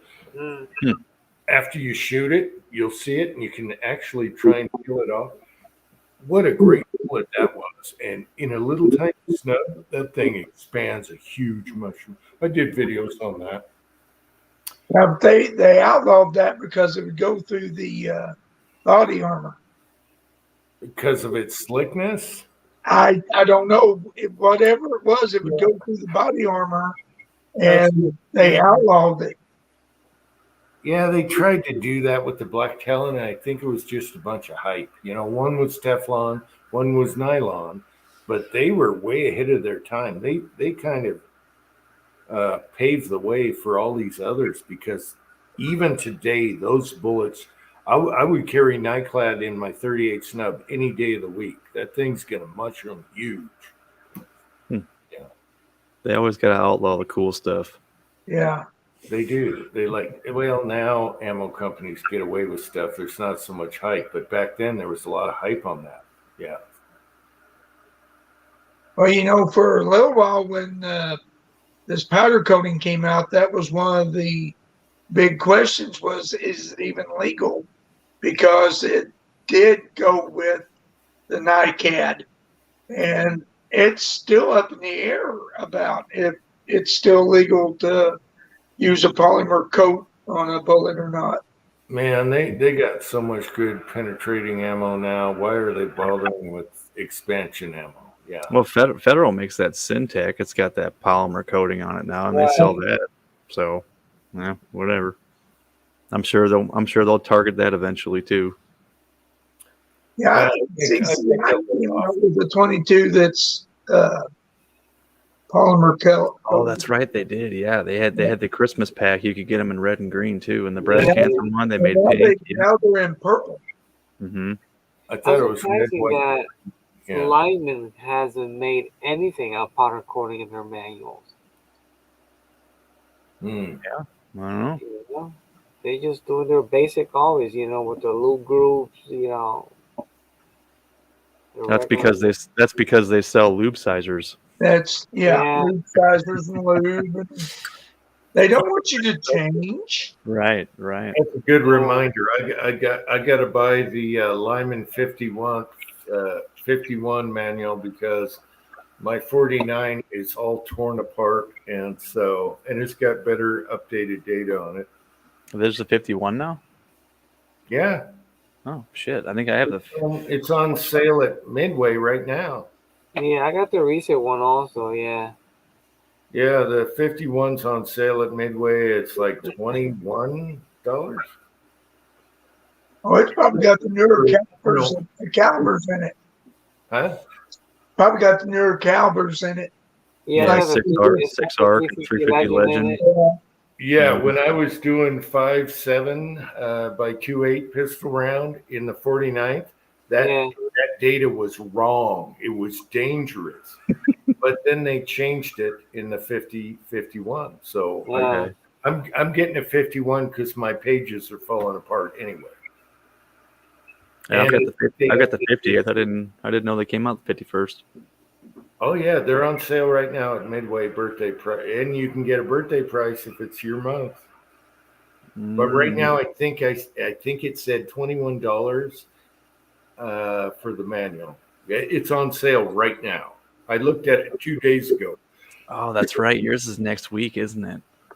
Don't give out license I know. plates. License plates. Hey, you just said birthday discount, so that's a giveaway right there. You have a birthday Right? discount. Talking about Jim. I'm saying if you have a birthday discount, it's going to happen even cheaper. But you know what those bastards did? And I don't blame them. For free shipping now instead of $49, Yeah, $75. it's $75. Yeah. But it's not their fault. You know how shipping went expensive. So yeah, I started using Pirate Ship. It's basically it's a commercial shipping company that lets people use their commercial pricing on sending stuff in the mail. Oh, so bad. Pirate ship. Seriously, I mean, I had to return. I did new brake calipers on my Jeep, and to return the core charge, they wanted to charge me $29 to ship back my old calipers, and it was a $54 core refund.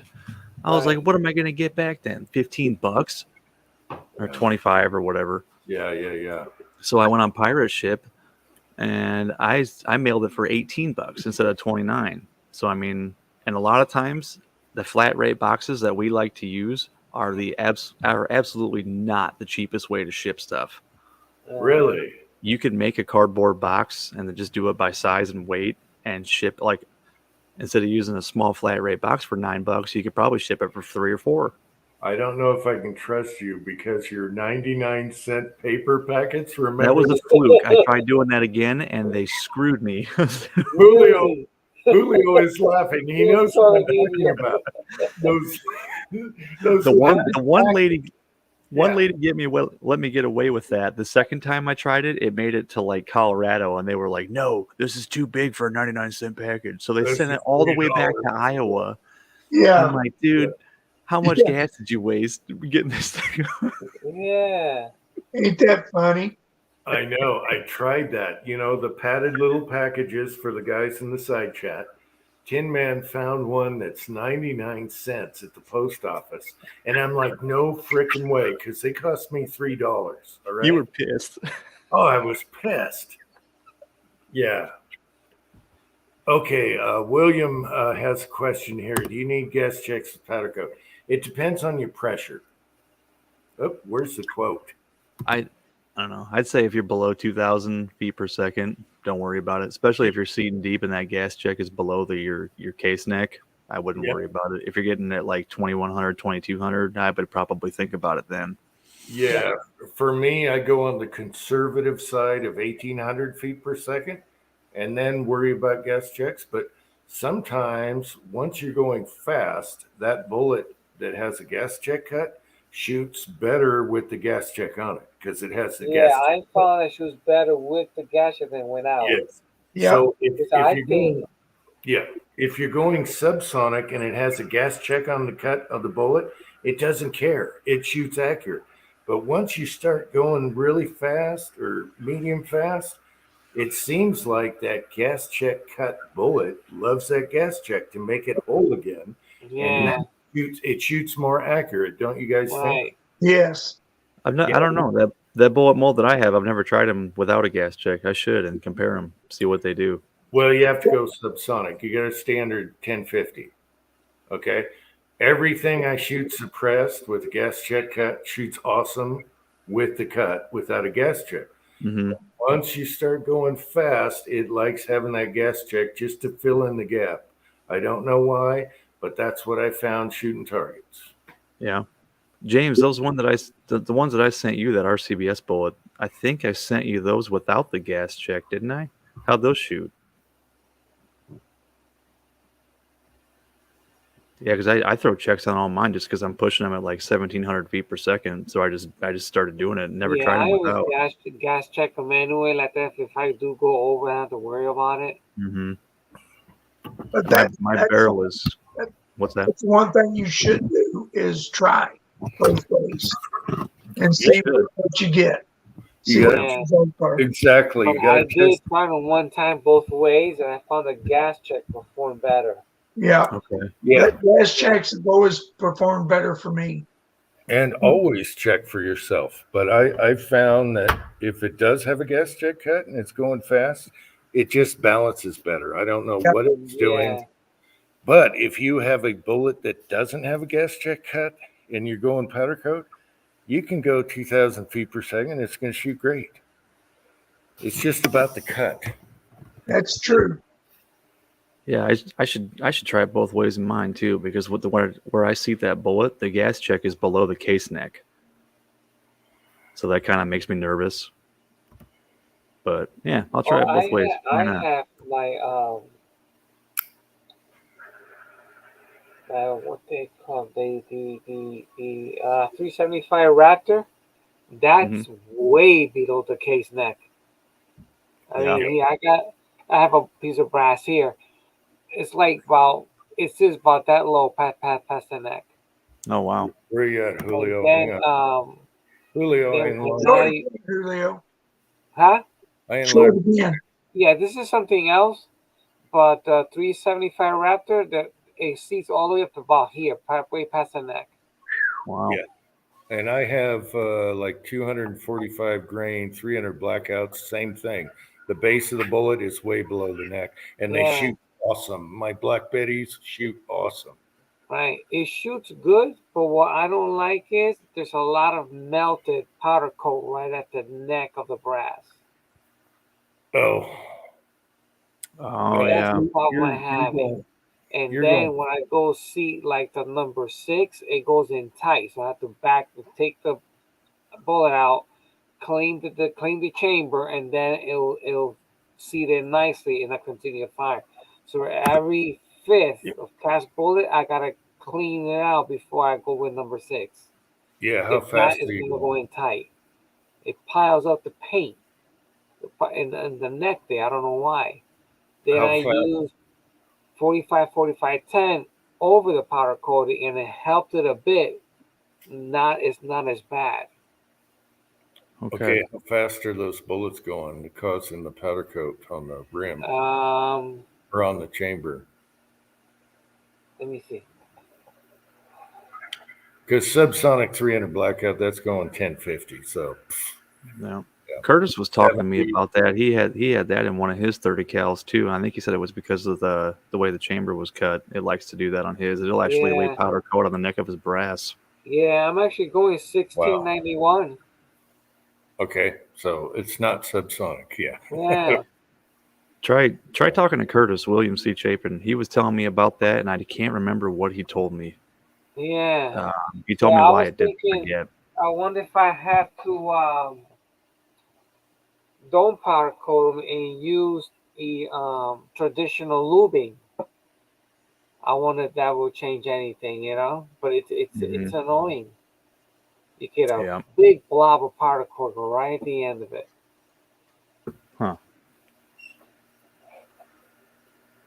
I figure it's that all of that fire going inside that case, if we just melt it all up and spits it out. Damn. I wonder if that's because, okay, what if it's a low pressure round, and instead of the brass expanding rapidly and getting tight in the chamber, it's not expanding that fast, and it's burning off a little bit of that powder coat and letting it get around, 'cause if it's a low pressure round. I don't know much about that 375. Yeah. Yeah, I I know think- nothing No, about that. it has a good thumb to it. Yeah. Yeah, I'm not sure then. That's good amount of recoil with it. Yeah. I think Curtis would probably be a good guy to talk to. But at About 100 that. yards, I'm telling you, it's amazing. Well, powder coat cleans up pretty easy. So And then I bought a bore cam to look inside, and everything is spotless. Yep, that's how my No 300 getting blackout is nowhere. too.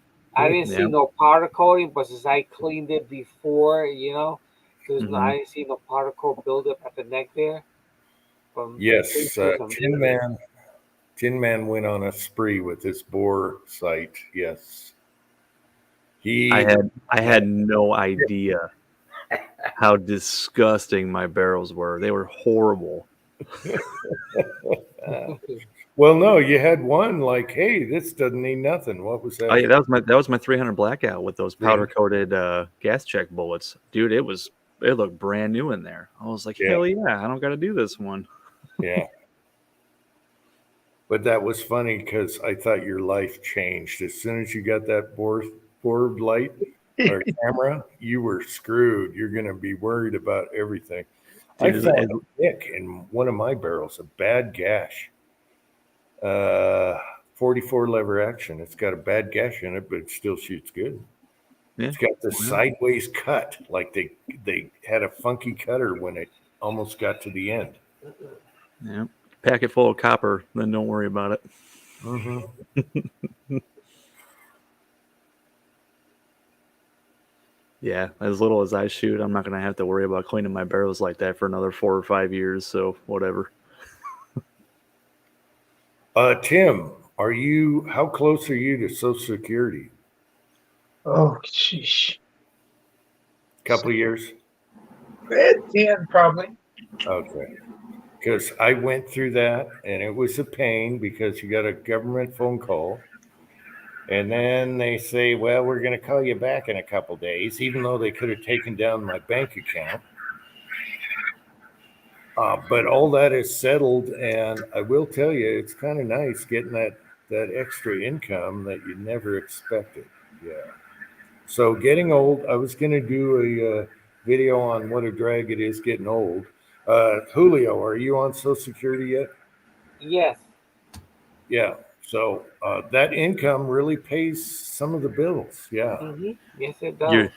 You're welcome. Oh, you're welcome. I paid for that. What are you talking about? I paid. I still do. No, we paid. They took it out of our checks. What are you talking about? I'm just busting your balls. I'm busting your They balls. took a lot of it out of our check, that's for sure. They took it out of our skin, so we're getting our pound of flesh back. And so Julio knows, and PC, Timothy, you're going to look forward to a nice, you're going to have this nice check to pay for gas and bills and food. Yeah. And my wife says, your first check, you get a gun. And she said, you know what? They make you wait 2 months. She goes, you don't have to wait. If you want to go get a gun with it right now, go get one. Yeah. And I'm like, well, I don't know what I want. So what'd you get? Yeah. I don't know. I have no idea. It goes to the sun anyway. Yeah. Once I croak. Tell you what, use that money and don't buy one. 3D print like 4 or 5 of them. Oh, it was nice though. It was. It's a pain going. Do it online. I guess online's easier. Julio, what did you do? Did you call them or go online? I did it online, yeah. Oh yeah, I guess it's easier. Yeah. I just wanted to talk to a human. Yeah. Yeah, I just hate dealing with that prompt crap. Press that, wait here, wait that. Yep. And then they try and talk you to wait a few years so you get more each month. You don't get squat each month. You get a little bit more each month. Yeah, it's not that much. No, and you're gonna croak. You could croak any minute. Take the money out. I tell you what, the amount it increases from the time you're 62 to 67, that's a big jump. It's like I think I went online and checked it out, and it was like an extra $300 if you would have waited till you're 67. But who the hell's gonna wait that long to retire? I wouldn't. I don't expect making 67. Me neither. I want the money now. He No, said man. if you wait a year or two, $25 a month, whatever. Fuck that. Yeah, screw that. Yeah, Sorry about the language, but you're Give me my money now. $25. You can take that money, invest it, and make more than they're holding. All right. If you waited from 62 to 67 and invested that money, you would have a lot more than they're going to give you. Mhm. Mm. Yep. I'll probably be dead anyways. Hey, 6-shooter Texan said, I wish I could tell you about the project we're working on for a customer. They're working directly with Hodgdon. Ooh. That didn't come up yet. I don't see that. It was back at like 10:15. Oh, okay. Oh, that sounds interesting.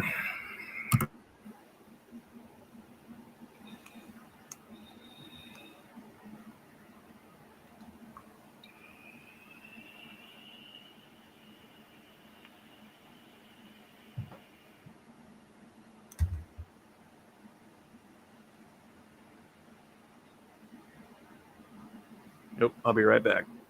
Alrighty. Kids are being bad.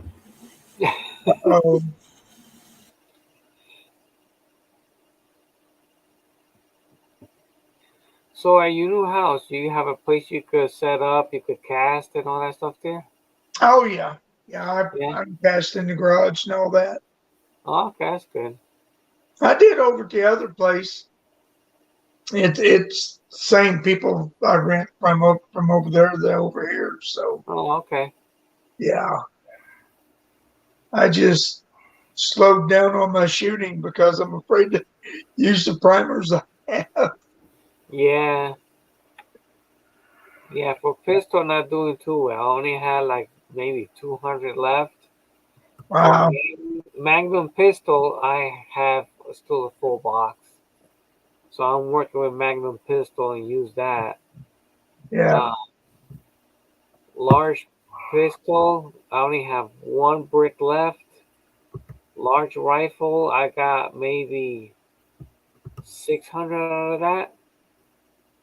And then I use mainly now small rifle because the 350 Legend, all that 450, they all use the same primers. So I had like a brick and a half of that Yeah. left. So, Mm-hmm.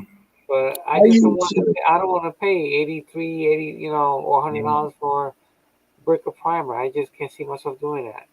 Yeah, they're around $100 around here, and I Yeah. don't want to do it. Not yet. No. Wait. Yeah. Yeah. So I'm just taking, I'm stretching my primers little by little here and there. Don't use them all up, Use Yeah, them the wisely. problem around here is you can't hardly even find them. Yeah. Yeah, the one I'm short on now, I have 3 bricks left of large pistol. And what I'm kicking myself for is the thrift store had Wolf large pistol by the entire case, and I wanted a brick, and they were 25 a brick if you factor Yeah. that. And I didn't want to buy the whole case. And now I would have done that all day long. Yeah. Yeah. And so I'm kicking myself for that because I could have had a full huge case of large pistol for 25 a brick, and I should have done that. Damn it. Oh well. Yeah, I haven't looked at my primers, but I'm doing pretty good. But like I said, I just hate to use them because I know it's going to be hard to, replace them. Yeah. You don't want to make like 500 rounds or something. Yeah. Right. Yeah. I got a bunch of 223 that I've already primed that I need to load up. All right, Tim. Time to get the loader out. I bought that 1680 to load a bunch of 223 for cheap plinking. Wow, 1680 and 223. Yeah, about 20 grains powder. That's a good 300 blackout powder. I haven't got my upper yet. The wife was supposed to have got me one, like, what was that, last year, 2 years ago? I don't remember. It fell through. Mm-hmm. So I still haven't got it yet. Yeah, I would save the 1680 for 300 blackout subs, the big boys, the big bullets. That's going to be awesome. I love that powder for that. I got some 4227, but I like it in that 350 Legend. It Yeah. shoots pretty good in it. Yeah.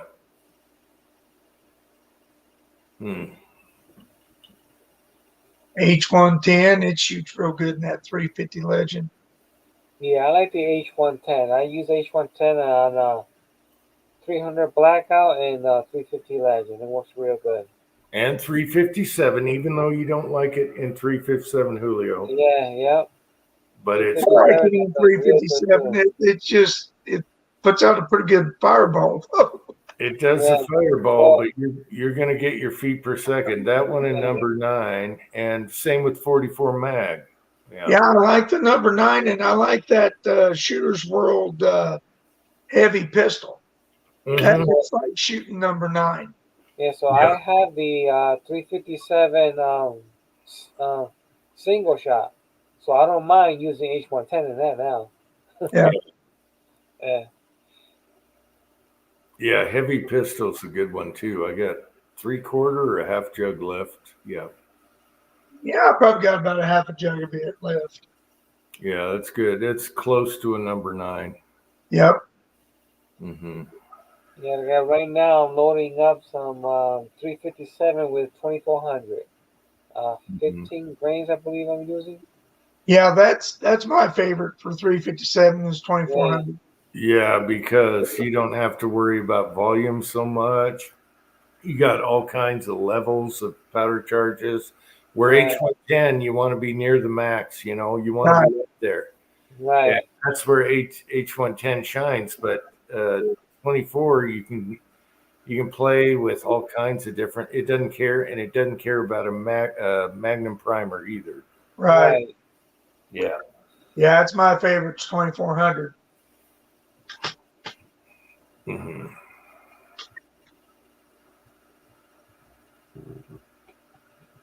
Okay.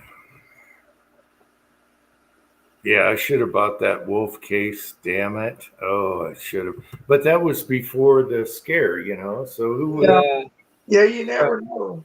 I thought I could walk down the street and get similar price for American brand, and now, oh, should have bought that. Mm. I mean, who knew this mess was gonna start all over again? You know. Mm-hmm. Yeah, this was during Trump, so I wouldn't worry about it. Yeah. And then, bam. Yeah, I'm hoping this next president election will Yeah, change something. because during with Obama was in, all the supplies came back quickly right after that. But this time around, supplies took like forever to come in. It was like Yeah. halt. Yeah, part of that was COVID. Yeah. Yeah. Any manufacturing. Yeah. It'll come back though. I've seen it come back every time over and over. You just pay $5 more. All right. That's how it is. 22, whatever ammo. It's just, yeah. It'll Yeah, come but back. I can't see myself paying those high prices, you know. It No. means everybody out there still doing it. They see that they won't drop them. Yeah. And that's just supporting the cause. If people quit buying, they'd come down in price. Yeah. Yeah, the guy at work, he was talking about buying primers the other day. I said, "How much are you paying?" He said $14 a 100. I'm like, "Are you kidding me? Ooh. Why are you doing that? Yeah. Mm. Quit doing that." Well, I'd just like to have some on hand. I'm like, 100 ain't really worth having enough on hand. If Yeah. everyone stopped buying primers right now and stopped for like 6 months, they would try and blow it out, you know. Yeah. Right. Mm-hmm. It'll come back. It's going to take time because we're under the funkiest administration in the world right now. So Right. it's a nightmare. Every day, if you look at the news, is crazy. Oh, no, it gets to a point that I take a break from looking at the news. Oh, now they're gonna arrest Trump for a misdemeanor and try and make it a felony, and it's like that's never been done before. That circumstance, and they want him out of that election. Yeah. But even their own kind, they're eating themselves. They don't want to vote for Biden next time. He's not going to run again because no one wants him. So now they're Oh, trying. no. He They're said he trying wants to to figure run out- again. So, yeah, I don't know who's gonna vote for you. Yeah, now they're trying to figure out what puppet can we put in next. I think we'll go with a woman. Maybe it's Michelle Obama, or maybe it's Hillary. Are you crazy? Are you people crazy? Yeah. Not a chance. So I just wish DeSantis would not run right now. I don't want him fighting with Trump. I want Trump in there, fix it, and then let DeSantis take over. Now DeSantis isn't the best gun guy in the world either. So Right. yeah, he's a little, I don't even want to say rhino, but he's more this way than Trump is. Trump's a maverick. He's crazy. And Yeah. that's why they hate him. But we need crazy right now because we're going through crazy. We need crazy. Mm. We need fixing. None of this stuff would be happening under him. Border, Russia and China right now. Yeah, oh no, no. He would put a cap on that right now. He'd be like, Yeah. boom. Yeah, that's the difference. DeSantis would take longer. He doesn't know all these rats yet. He's not ready. Right. He's not ready. He should just stay out of this right now. But they're going to fight. It's going to be drama. Oh, it's ugly. I just want to die under a good regime. Yeah. I don't want a dictator anymore. Let's see. I still have around 5K.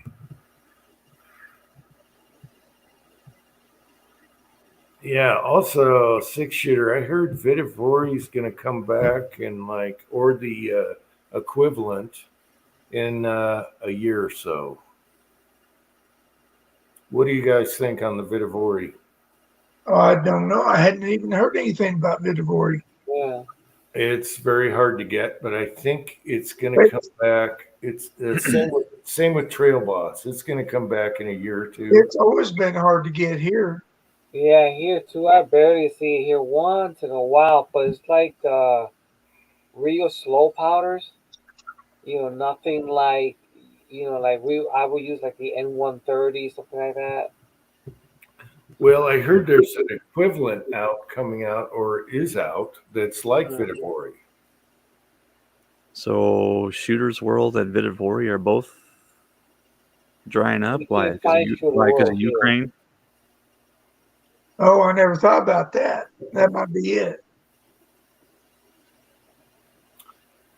Yeah, I'm sure Lovex is kicking all of their powder over to the Yeah. weapons manufacturers in Europe instead of shipping it over here to be sold to reloaders. Yeah. Yeah, but there was another company that made a clone of the Vitavori. Yeah, wasn't it supposed to be called Tin Star? something. Yeah, and it's going to be available, and it's a clone, so that's good. I think it was called Tin Star for cowboy action shooters is what it was marketed as, I think. I don't remember who makes that or who it was supposed to be. I have 2 pounds, thanks to Pat, 2 pounds of Vitavori, and he wanted me to load up for the foul, and I haven't done that yet. So I'm sitting on his 2 pounds of Vitavori. Sorry, Pat. Yeah, Trail Boss. I got plenty of Trail Boss. So one time it was cheap. I ended up buying two containers. Yeah, I think I have 2 and a little bit left in one. Yep. Yeah, I love and it trail. lasts a long time because it's such a bulky powder that Yeah. fills in the space. Mhm. and it's great for shooting suppressed. Yeah, And it it works sucks. for everything, which is nice. It sucks measuring, but other than that, it's awesome. Tin Star, aka N32C. Okay. Mm. Wait, would that be a bit of a repowder, and that's gonna dry up? Would that be a Yeah, tin man, tin so- star? Yeah. Tin star, tin man. It's got your name all over it. I'm not a slow, quiet, subsonic kind of guy though. I like loud, fast, and noisy. Mm. I know you like to scowl and run them as hot as you can. Yes. Bit of a Ah, not as hot as Timothy. Them 350 Legend videos. Oh yeah. I know. I would. Yeah, there was one video where he went, "Oops," and I'm just at the starting load. I think that was 7mm. Yeah, he's like, "Well, that was my starting load." Yep. We're not going to do that. Oh yeah, I've done that too. Yes. It's funny. I miss Tim's videos. I'm sorry. I miss them, people. Me too. We all miss Tim's videos, don't we? God, yeah. Even if you're just setting up your press, do a video, Tim. Okay. Come on, we miss you, Tim. Come on. Yeah. As soon as it starts warming up here, I'll get stuff. I need to. The garage is like full. Mm-hmm. Yeah.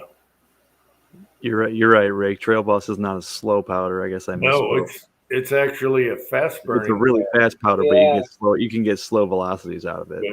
but you can go But I slow. like it because you can Yes. fill in the case. You can fill up the case quickly. You Mhm. know. Yeah, it's up there on the chart as fast Yeah. powders, but it's for going slow and quiet. It's, Yeah, it's really fast if you crush the donuts. if that, yeah, you crush the donuts. Now you got fire. Yeah, Yeah. you got thunder. Yeah. That's what I say. Not to crush the donut. That's why I like to scoop it instead of cut it. Yeah. Mm. Oh man. A lot of people poo-poo Trail Boss, but I tell you what, I've had so many calibers that work so good in it going slow, from a 115 grain 300 blackout all the way to a 44 mag. I got a pet load in that. What else shoots really good with the Trail Boss? It's so I good. even use it in a 308. Yeah. I got a video where I used it in the 308. Mhm. I never did pick any of that up. I guess I should have. Yeah, you only get 9 ounces or whatever. Right. Yeah, I think I picked one up. Yeah, I picked up 2 cans actually in case of I can't find no other powder that I run out. At least I have something to shoot with. So I go with Trail Boss. It's more of a backup powder, pretty much. Yeah. Man, I got a little carbine bullet and 300 blackout that is just tits nut accurate with Trail Boss, and it's quiet. And you got to use the bolt action. It's not going in an AR. It's not going to cycle. But what a great little rat fart that thing is. The rat fart. Is that Lyman Squirrel heads 115? all day long. Squirrel heads, 100 yards. Yeah. Is that Lyman bullet, that 115 Spire Point? Yeah, it's a Lyman 30 carbine M1 mold. Okay. So it comes out, I think it says it's like a 110, but it's really like a 114 grain or something like that, 115. That's dropped. It has a gas check cut, Yep. but you don't use it with Trail Boss, and it shoots so damn accurate. I think I shot that bullet with gas check a couple times, and I just smoked the powder coat off because that thing was screaming so fast. I bumped that up with like H110, and I just smoked that powder coat. But subsonic, oh, awesome. I think I found that mold in the back of my Lyman book when I got into 300 Blackout, and I sent a picture to the group chat or something. And you're like, I have that boat. It's awesome. I got it at a auction. Mm-hmm. They're like, hey, better, hey, better. And I'm like, $15. And it had 2 manuals, 2 molds. What else came with it? There was something else came with it. It had handles. And I'm like, $15? And then I think the guy was bidding against, it was at the pawn shop place that has auctions. I think he was the owner of the molds. You know, he's trying to sell it. So he was trying to bid you up. He had a rifle in what was the caliber? I have the die. Oh, it came with dies, brand new RCBS dies. What is something Remington? It's obsolete. Anyway, it was something Remington mold that came with it. And he's like, okay, 16. And I'm like, I had it on video. It's on a video, but maybe it's on like my old that recovered we found videos. And I'm here and it shows the auction. I'm like, all right, I'll pay $20 for that. The dice alone, you know, whatever. Bam. And that's where I got the old Lyman mold, the antique that does 2 at once. Yeah. The press. Yeah, same deal. Brand new mold. That thing is awesome. Came with different manuals, and yeah, it was awesome. No one had any clue what that was, so they didn't even bid on it. They were buying old junky ammo and crap that was garbage. They didn't touch that. It was just me and the seller that tried to, you know, sell it to the guy. And he's like, all right, you can have it. Get out of it. Oh, that was funny. Yep. I have that video. I will find it. It's on Gunstreamer or something. There's Oh, I bet it is. I Yeah. showed. I was at the auction and I'm doing this. And we go like this. And yeah, it was awesome. I could just picture you with that auction paddle standing there in a mullet. No pedals. No, no pedals. This is farmer stuff. Just your hand, okay? Just your hand, yeah. No, that was good stuff. I think my son got a lot of good tools too. Yeah. That's our favorite pawn shop. He's awesome. The owner is awesome. The only pawn shop we got around here sells like DVDs and cassette tapes and crap like that. I mean, where's all your cool stuff at? Yeah. Yeah, it's like the pawn shops here. They sell the same thing. Yeah. Yeah. You go into a Goodwill and all you see is Hamilton Beach kitchen appliances, and there's like 40 of them. Yeah. Yeah, you're gonna have like 50 skanky pawn shops compared to one good one that actually is good stuff. Every time we go there, great stuff. My son bought like 5 guns at one. He knows the owner though and gets a deal. Yeah. But yeah, it's like 50 to 1 skanky pawn shops versus a good guy. Mm-hmm. Let's see. All right, guys. Let me go to bed. All right. Yeah, we probably Right. will go. Yeah. All right. Real quick, I was gonna ask if anybody has like 8 30-06 cases that they would be willing to part with. 8? Yeah, I don't have. Yeah, that. like I 8 don't or have not, like 30-06, I don't care if they're junk or dented up. I could do that. Yeah, I could do that. Okay, Yeah, I don't have just the 30-06. cases. I'm gonna build your turret rack. You're gonna do the turret rack. Oh, okay. Man, if I can find 8 nickel ones, I don't know if I can. I'll send They don't even need to be nickel. I don't care. I'm just tired of them sitting on my bench. if I can find 8 nickel ones left over when I made mine. I'll send you nickel because nickel looks way better. Okay. But you can spray them silver too. Yeah. Dude, just drop. I don't care if you just drop them in like a regular postal envelope and mail it for a forever Yeah, stamp. the I don't care. 99-cent envelope. All right, your address is current. Yeah, I haven't moved. And here's the thing: I always thought I'm just going to have 8 turrets. No, you're going to need more than that because you're going to expand. I only load like 6 or 7 calibers. Yeah, that's what I thought when I started with the turret press. I only need 6. Yeah. I it to 10. Now I have one on the turret, so it's Let 11. me see. 1, 2, 3, 4, 5, 6. Wait, 1, 2, 3, 4, 5, 6, 7. I have 7 turret heads, and one of them's empty. Okay, I hope I have enough nickel brass. I'm not even worried about it being nickel. If you can't Yeah, find but them, the nickel it is what it is. No, the nickel is awesome.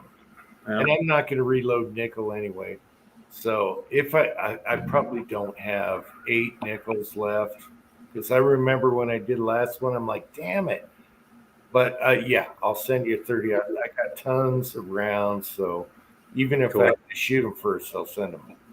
So you're calling dibs on that. That's fine because that just as long as I don't get like 15 envelopes with 8 each in the, I'd feel bad. No, you'll get 1.99 envelope full of ass cast nickel. I don't even care if they smell like poop. That doesn't even faze me anymore. I got 2 kids upstairs. All right, I'll write that down so I don't forget. Yeah. What else you need? I don't need nothing. You need some That's- bullets. that's Maybe what my wife those was- 140 grain. I got to cast up some 140s for you. 9 mil. 140s. 9 mil. You know, the MP mold. Oh yeah, if you want to, sure. I got to cast those though. I can do that tomorrow, next day. Yeah, no rush. I'm not. All right, I'll figure it out. Yeah, whatever. All righty. I'd appreciate that. All right, good night, Julio. Good seeing you, man. Take care. Thanks for hanging in there. Happy St. Patrick's Day. All Good right, night, same Julio. thing. Thanks for coming on. Love the robe. All right, thank you. All right, good Love night. the robe. That's just like yes. Yeah.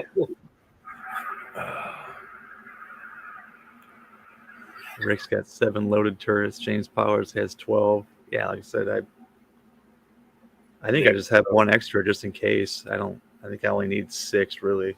They I've grow. got 3, but I should have another one. I went through 2 shelves already. They grow. you- So Don't you have the 8? Yeah. Okay, yeah. No. So you can put 2 calibers on 1 turret head. That's yeah, awesome. so he only needs half as much. Yeah. Yeah. But I probably need a couple more. I need to buy some more guns. I don't shoot them, but I need more. Yep. Oh, I'll have to dig through and see if I have loaded nickel brass because that's the shit. I can't guarantee it though. I think I'm out. It doesn't have to be nickel. That's all I'm saying. Yeah. I'll probably just build like a little shelf just to sit on top of my bench just so I can get some of this crap off of here because I wish I could hang shelves on my walls, but I got cinder block walls down here, and that'd be kind of silly. Okay, I don't know if I've cleaned or you're gonna have to tumble them or whatever. Whatever. It is what it is. Actually, Hell, just I'll leave them dirty. I don't care. No, just take steel wool to them, and they look beautiful. Yeah. All right. But you're probably, if you think you're fine with 8, you're going to need at least 10. I've been through that. You're going to find calibers. See, that's my thing. I've been thinking about it. It's like I really don't need any more calibers than what I have right now. That's what I thought before 10 millimeter and 380. Oh, I went back to those. I don't know, man. Mm-hmm. Because every time I'm like, oh, cool, it's a new caliber, no big deal, I can just reload it. And then you buy the dies, you buy the mold, you buy the gun, you buy the brass, everything. Yeah, but I see a 44 Magnum in your future. Sorry, I see it. I don't know, man. Yeah. I got a 357 and I got a 45 ACP. I mean, what if you did buy that contender frame and all of a sudden, oh, I want a 44. Oh, I want this. I want that. I want that. I'd have to start selling shit, I think. Honestly, if I had a contender with a bunch of different barrels on it, I'd probably predominantly shoot that over a lot of other things. I think that'd be fun. Put a all I'm put a saying is- pistol scope on it and just bang single shot 50-yard targets all day. All I'm saying is turrets grow on you. If you got a lead 4-hole, they grow. Yeah. It's breeding. You have 2 girls now. It's just growing and breeding. Yep. I understand how reproduction works. Look at Tim. Like, shit, why does she keep getting pregnant? I don't get it. What? Like, What is What are we doing wrong?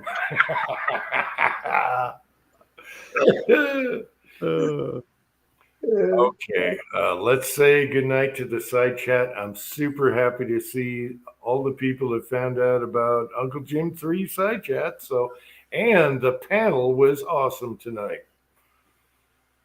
Oh, any last words, guys? pleasure to be here. Yep. Good to be here. It's good Good to to see you, still Tim. be surviving. Yeah, I'm happy to still be here. Yeah. Yeah, that's my thoughts. My mind seems to be clearer and seems to be getting a little bit better than what it has been the last couple of years. So, Good. Glad to hear it. And a little escape is good, you know? that's it. Yeah. Yeah, the boys have been on vacation for the week, and they've been with their older brothers. So it's been There you go.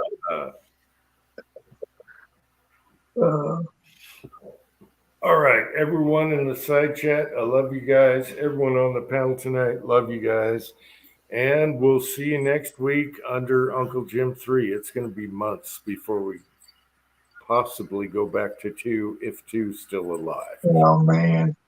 All right, until next time. See you, everybody.